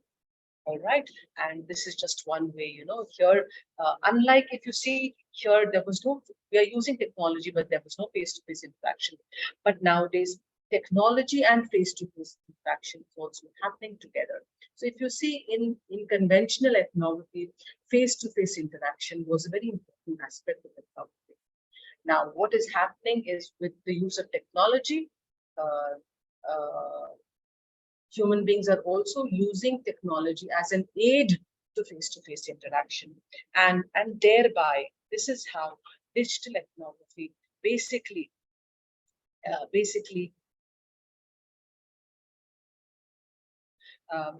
moves away from the conventional ethnography. It takes, in the current times when we see that digitalization has entered in each and every aspect of our lives, digital ethnography is one way for each one of us to adapt to the changing world, and how we need to keep ourselves updated. As a social scientist, we need to update ourselves and move and adapt ourselves with the new changes that are happening in society.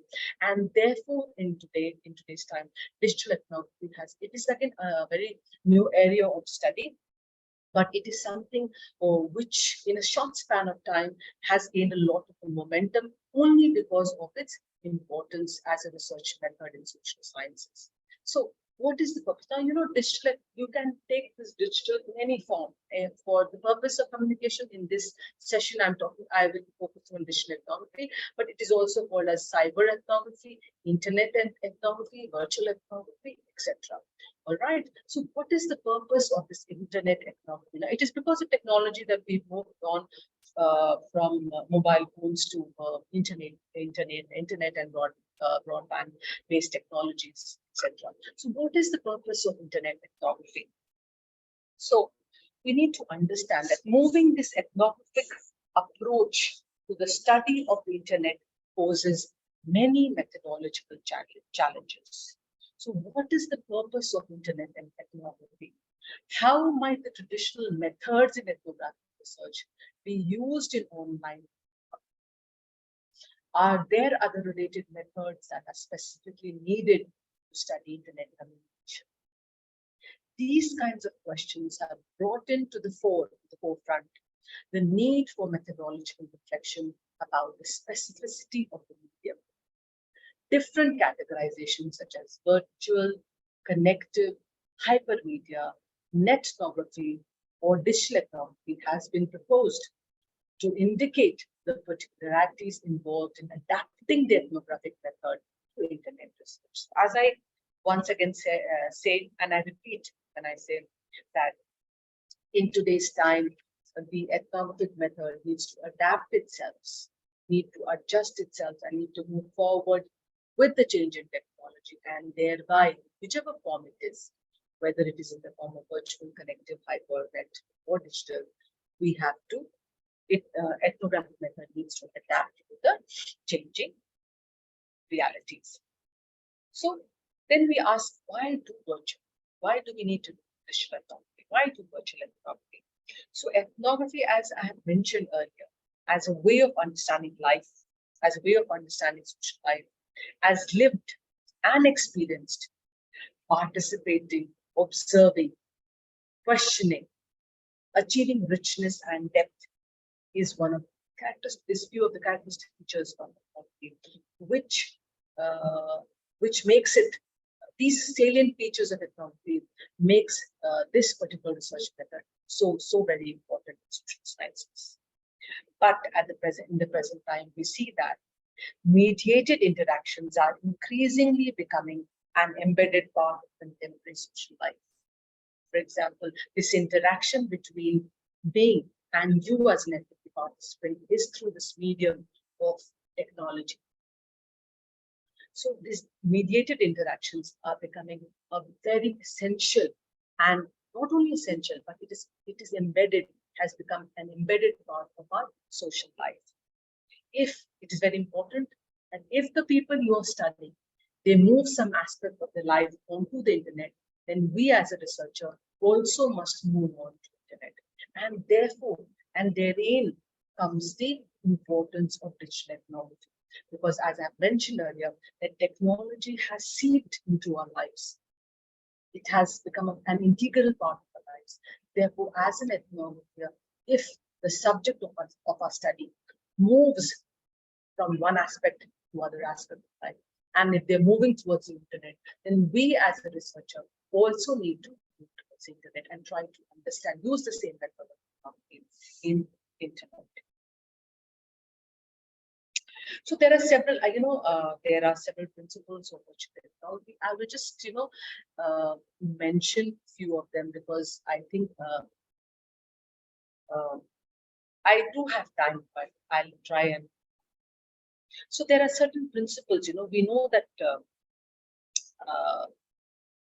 there are certain principles of virtual technology. Now, for example, now we know that digital ethnography helps in investigating the ways in which the use of the internet becomes socially meaningful.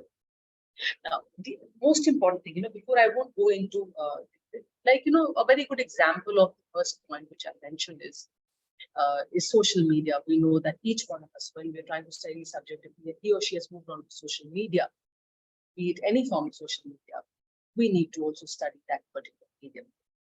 So we know that because internet has become socially meaningful for each one of us. Each one of us share our information on these channels, right? Now, but the most important thing that we need to understand, and in digital ethnography, if I get the time, I would like to help you understand between viewing the internet as both culture and cultural artifact. Now, we have to see that the internet is in itself a culture. At the same time, internet can also be used as a tool, as a medium, for studying research. So, as a researcher, you need to be mobile, both physically as well as virtually. Digital ethnography has led us as a researcher to move away from physical to virtual. We need to follow the connections instead of just being confined to field sites. Now, earlier, our field work was much more static in nature. Now, digital ethnography, it is much more dynamic in nature because we have to keep on changing. If our subject has moved on to the medium of any form of medium, online medium, we need to study. So, this form of ethnography helps us being dynamic in nature. Now, here, again, a very important part is here in the virtual medium, we don't take boundaries, especially between the virtual and the real for granted. All right, so it becomes seamless from one to the other medium. You expect a process of intermittent engagement rather than long-term immersion. If you remember, when I talked about ethnography, I said that in ethnography, it is essential for the researcher or the ethnographer to immerse themselves in the fieldwork, into the social life of that particular society that they're studying. But here in digital ethnography, the researcher is an intermittent engagement rather than a long-term immersion, unlike the conventional ethnography. Now, you can here in this virtual ethnography, you expect to develop a partial group based on strategic relevance to particular research questions. Now, there are others also. We need in virtual ethnography, mediated interaction and engagement adds a very important reflexive dimension in digital ethnography. And here in digital ethnography, we carry out ethnography through the virtual space, right? So this form of ethnography is basically an adaptive ethnography which suits itself to the condition in which it finds itself. I'll just very briefly talk to you about the important features. Very quickly, try to talk about the important features of digital ethnography. Now, as I've mentioned, that this is a relatively new field. And it's an upcoming field, and you have to remember that it is constantly changing. It is not static in digital ethnography. It's a new field which is changing and adapting itself to changes that is happening in life due to the technological advancements, and how technology is seeping into our life, and it has technology embedded in our lives. So One very critical thing that I would like to understand that ethnography in the contemporary world. Now, ethnography in the contemporary world, our world has become much more digital world.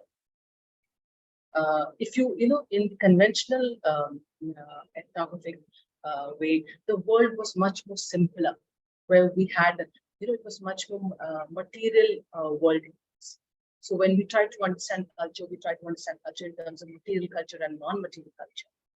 That remains, but along with that, we have to remember in the contemporary times that our environment has become much more digital in nature and also sensory environment. I'll tell you about sensory environment more as we move ahead.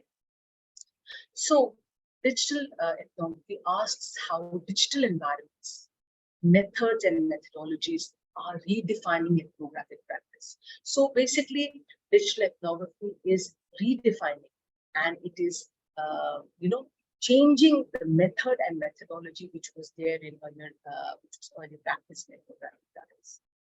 And as I've mentioned earlier, that it is an emerging and challenging field which is open to the changing environment. All right. So ethnography is a way of practicing research in particular. Now, this is ethnography, digital ethnography as a research method. I have given examples in sociology, but it is applied to any social sciences discipline. And as I've mentioned earlier also, mediation. In digital ethnography, we are often in mediated contact with the participants, and ethnographic writing, unlike in conventional ethnography, where the ethnographer would write down the field notes. Here, the ethnographer generally uses new technological tools like video, photography, or blogging. So new techniques are offering new ways of engagement while collecting data. This is few of I have shared with you these two pictures, basically, where a digital ethnographer basically is in action. So if you see, he's using these new modes of different new modes of technology while conducting ethnographic work, ethnographic research. So what happens, when you see these pictures, what are the things that comes to your mind? So if you see in conventional ethnography, we were, we talked about purposive sampling, we talked about the location side of the study, and that we needed to be there to understand. So it is much more face-to-face here. But here also it is face-to-face, but we are moving from there to much more open areas of study, where we are adapting as a digital ethnographer, adapting ourselves to the changing environment.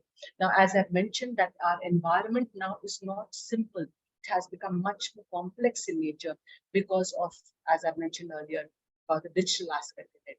And also our environment has become much more sensory in nature, because we are, when I say sensory in nature, you have to understand from the aspect of research method that I'm talking about, that we are using, for example, audio visual methods. So if you see in here, in the second picture, if you see that the researcher is not only asking questions or talking to the subject, but at the same time, with the aid of technology, is trying to enhance the ethnographic research. Likewise, third picture, we see the same thing. All right. So when ethnography becomes digital, then it becomes conditional to being digitally engaged rather than direct and sustained contact with human agents. This is what I was mentioning to you. So in digital ethnography, we are often in mediated contact with the participants rather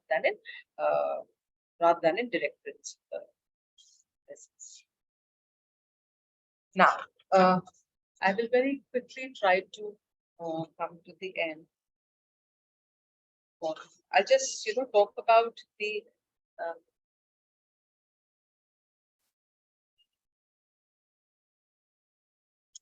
Digital ethnography helps us in analyzing online communities, social media networks, and other digital spaces to gain insights into how people interact with each other and the environment.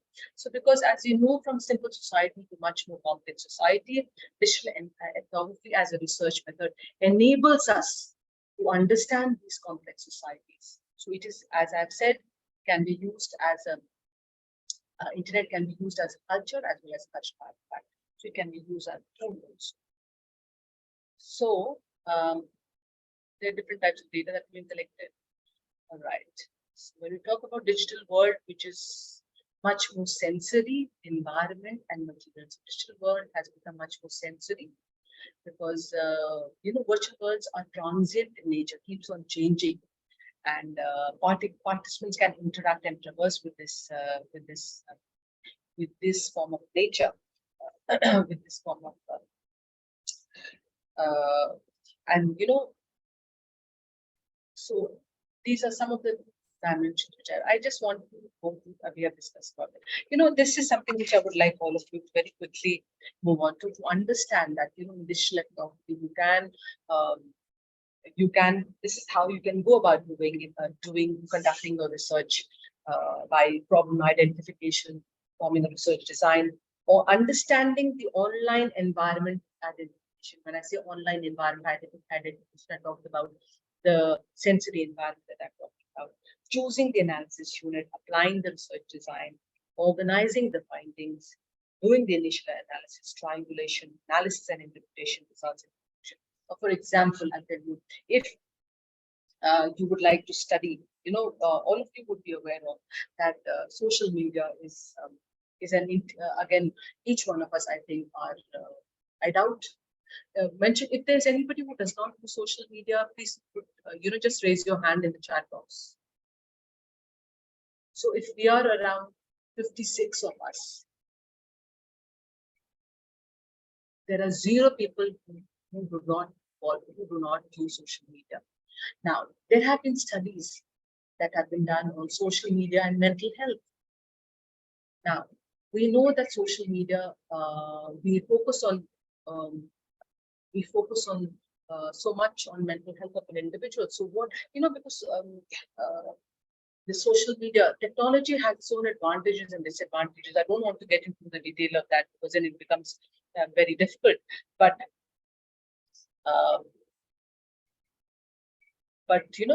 we have to understand. Wait, I will, because I just do a quick difference, between just another 10 minutes and then I'll complete the session. As I have mentioned also in this, that digital ethnography is a way for which we're trying to adapt ourselves to the changing world, and it's a research method which is much more relevant in the contemporary times. So we see that, and as I mentioned here, and here Annette Malcolm also argued that methodically the internet has been understood both as a field site as well as a research tool. I think I talked about this, so I will not go into it. But I would like to do this. What I would like to talk about here is that I will do a quick comparison between ethnography and digital ethnography. So in ethnographic fieldwork, we first weave relationships and afterwards we collect data. Fieldwork, its continuity and its results depend largely on the relationships we build during the whole process of investigation.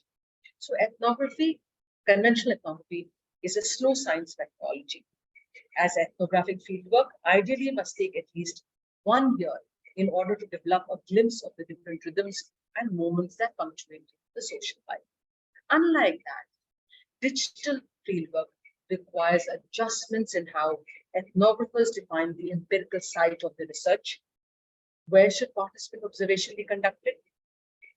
What ethical dilemmas do they have? So, for instance, if one wants to study, as I give an example of social media and mental health, the researcher, the ethnographer can move from one form of, say, for example, from one form of website to another, can use multiple research methods, can use questionnaire interview, as well at the same time observe the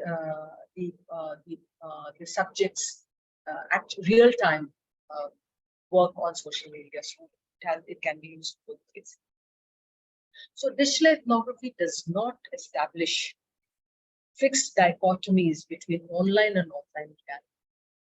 There are no substantive differences between online and offline ethnographies, but rather different kind of environments. Digital ethnographers may conduct participant observation and interviews through an array of digital technology devices, and therefore must develop the technological, social, and cultural competencies necessary to fully participate in the socio-technical context. So in other words, a digital ethnographer he or her must himself be, must have knowledge about the different forms of technology, and then he can study the environment, right?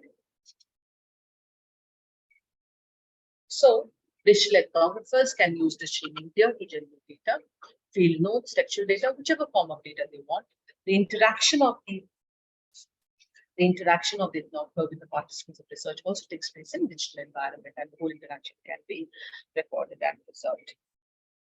So, by conducting participant observation, the digital ethnographer accomplishes three main methodological goals: that is to gain presence in a social space, define his or her identity as a researcher in the field site, and to let respondents know about the research interests in order to obtain informed consent. I think, all right. Now, I have just given you the comparison between digital data analysis and ethnography. This is how, as a digital ethnographer, you can go ahead and do your research work. All right. And I will come to the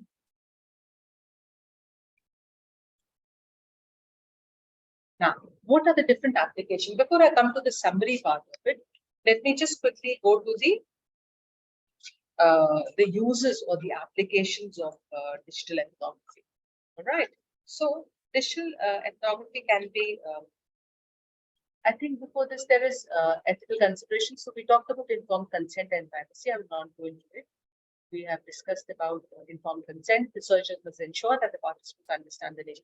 Similarly, like in conventional ethnography, in digital ethnography too, the ethical consideration must be taken into account. So researchers must ensure that participants understand the nature of the study and provide the consent to participate. At the same time, in terms of privacy, researcher must take steps to protect the privacy of the research participants, particularly in cases where such sensitive information is being done. Now let's move on to the application, and then we'll come to the conclusion. So what are the applications of digital ethnography? Now, these I have just mentioned a few of them. There are much more and much different applications. Just to name a few, to study the behavior of online communities such as social media groups or gaming communities, to analyze the impact of digital technologies on cultural practices such as use of smartphones and social media in everyday life. If you see, there has been so many studies that have been done, social media and young children, and adolescents. There are studies being done currently, especially in the Western world, where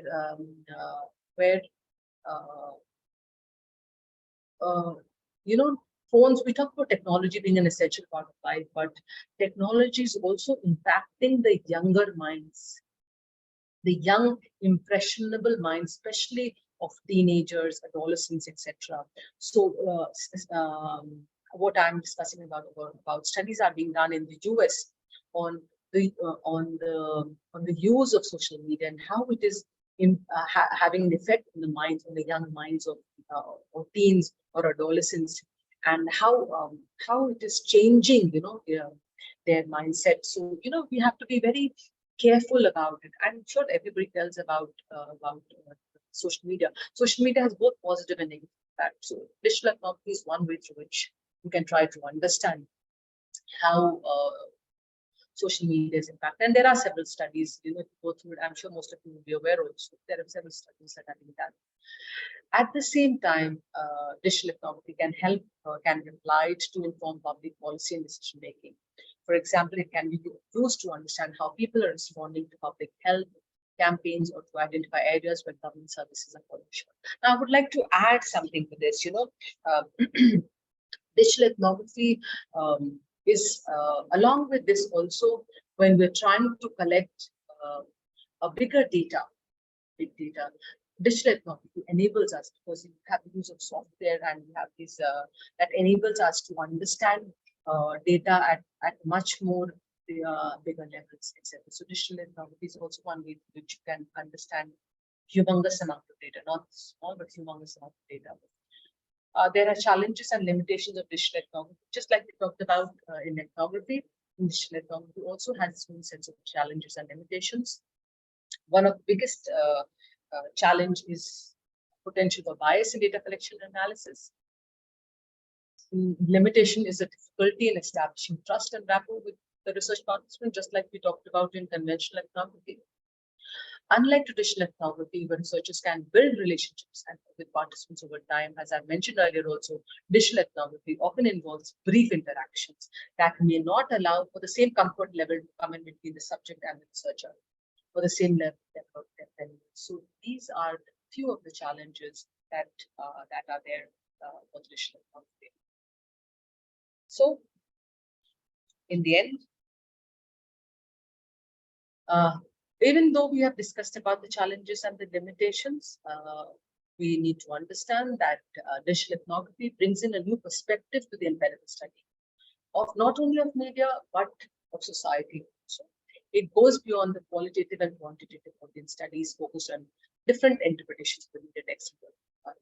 And it also, the post-study media experience allows us to analyze the opinions. So basically, it helps us, it helps us in ethnography helps us in understanding, as I've said earlier, in society, in present day complex society, where each one of us lives are ingrained digitally.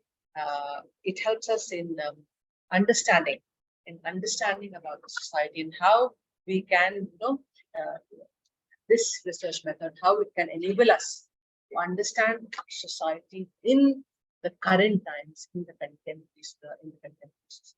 contemporary times.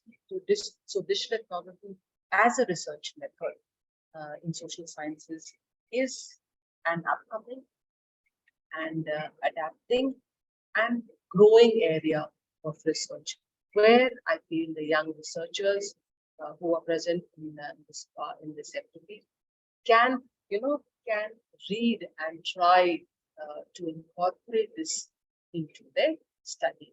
So with this, we come to the end of my lecture. If there are any questions, please let me know. I would like to answer.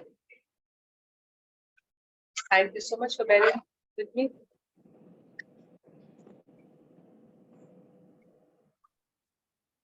Thank you, ma'am. I would like to request all the participants, if they have any questions, just put the questions in the chat box so that we can take one by one.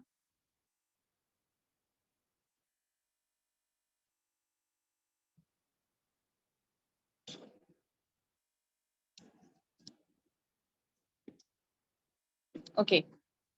In the meantime, ma'am, while participants are writing, if they have any questions, on behalf of everyone, I will sincerely thank for today's session, for all the speakers who have taken out their time from their busy schedule. And I'm sure that today's session was totally on research ethics and the new dimensions. And your session was totally a new dimension, which was the paradigm shift in the research, because I myself have done an ethnographic research work, which I've conducted at PG. And I know what all challenges as a researcher we face. And now how this technology has come up, and now how these technologies is making our work easier. So I believe this ethnographic research, what I believe is ethnographic research takes a cultural lens to the study of people lives within their communities. And you have very nicely explained how do you present an ethnographic research in the present time and the components of doing the research with this technology. Because till now we were into every time we were following the old traditions of research, but now this digital ethnography has really made our work easier. And it has become like during the frame of the time of the research, we are able to complete our tasks before time. So I think there are some few questions. So let us take few. No, ma'am, it very informative session, ma'am. Thank you so much. Very interactive, informative session. So, ma'am, on behalf of everyone, I would like to have one question. Like, we do know that in research we have pros and cons of doing any kind of research, but doing an ethnographic research, what limitations we need to consider? All right, very interesting. Actually, as you also have done ethnography and me too, so we would both agree with the fact that in conventional ethnography term, the first and foremost challenge or limitation we felt when we entered the field was to know people, to build a rapport with the people whom we are going to study. Right. So in conventional ethnography, that was one of the biggest challenge: how to build rapport so that to get an opportunity, into to weave ourselves into the society. That smooth transition as an outsider to an insider. As you know, it appears to be very simple, but when you go to the field and you do it, you realize how complex and difficult it is.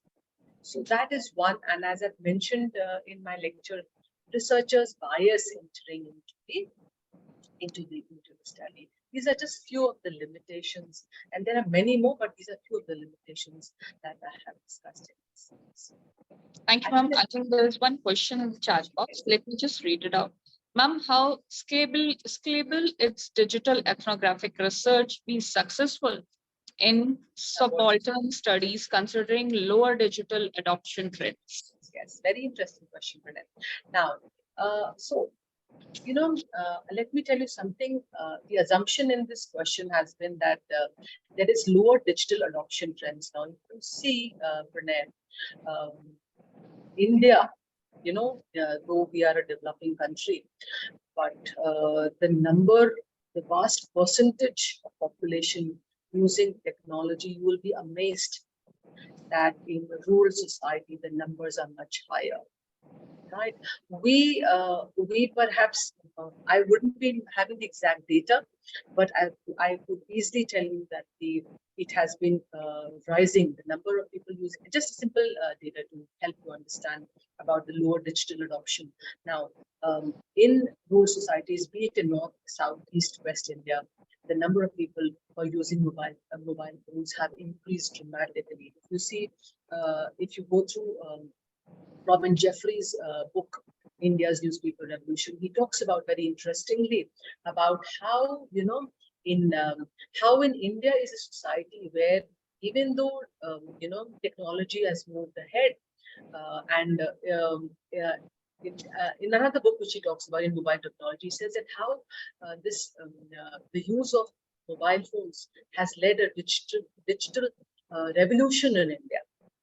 So in today's time, if I tell you, the limitation of the challenges would be different, because it is very much scalable, because digital ethnography enables us to study huge amount of data. So, and let me also tell you that digitalization has entered every nook and corner of our society, even in the rural India. So, in my opinion, it is something which is very much quantifiable. I would suggest if you read Robin Jeffrey's article on mobile phones and its use in rural India, you will get an answer to the question that you have just mentioned. I have.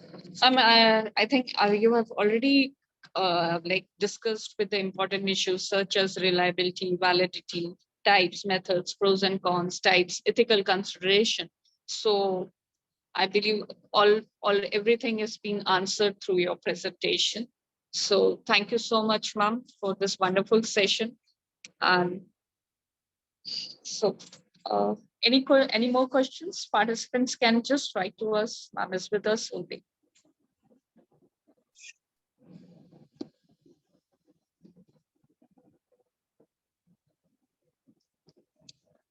All right, ma'am. I think.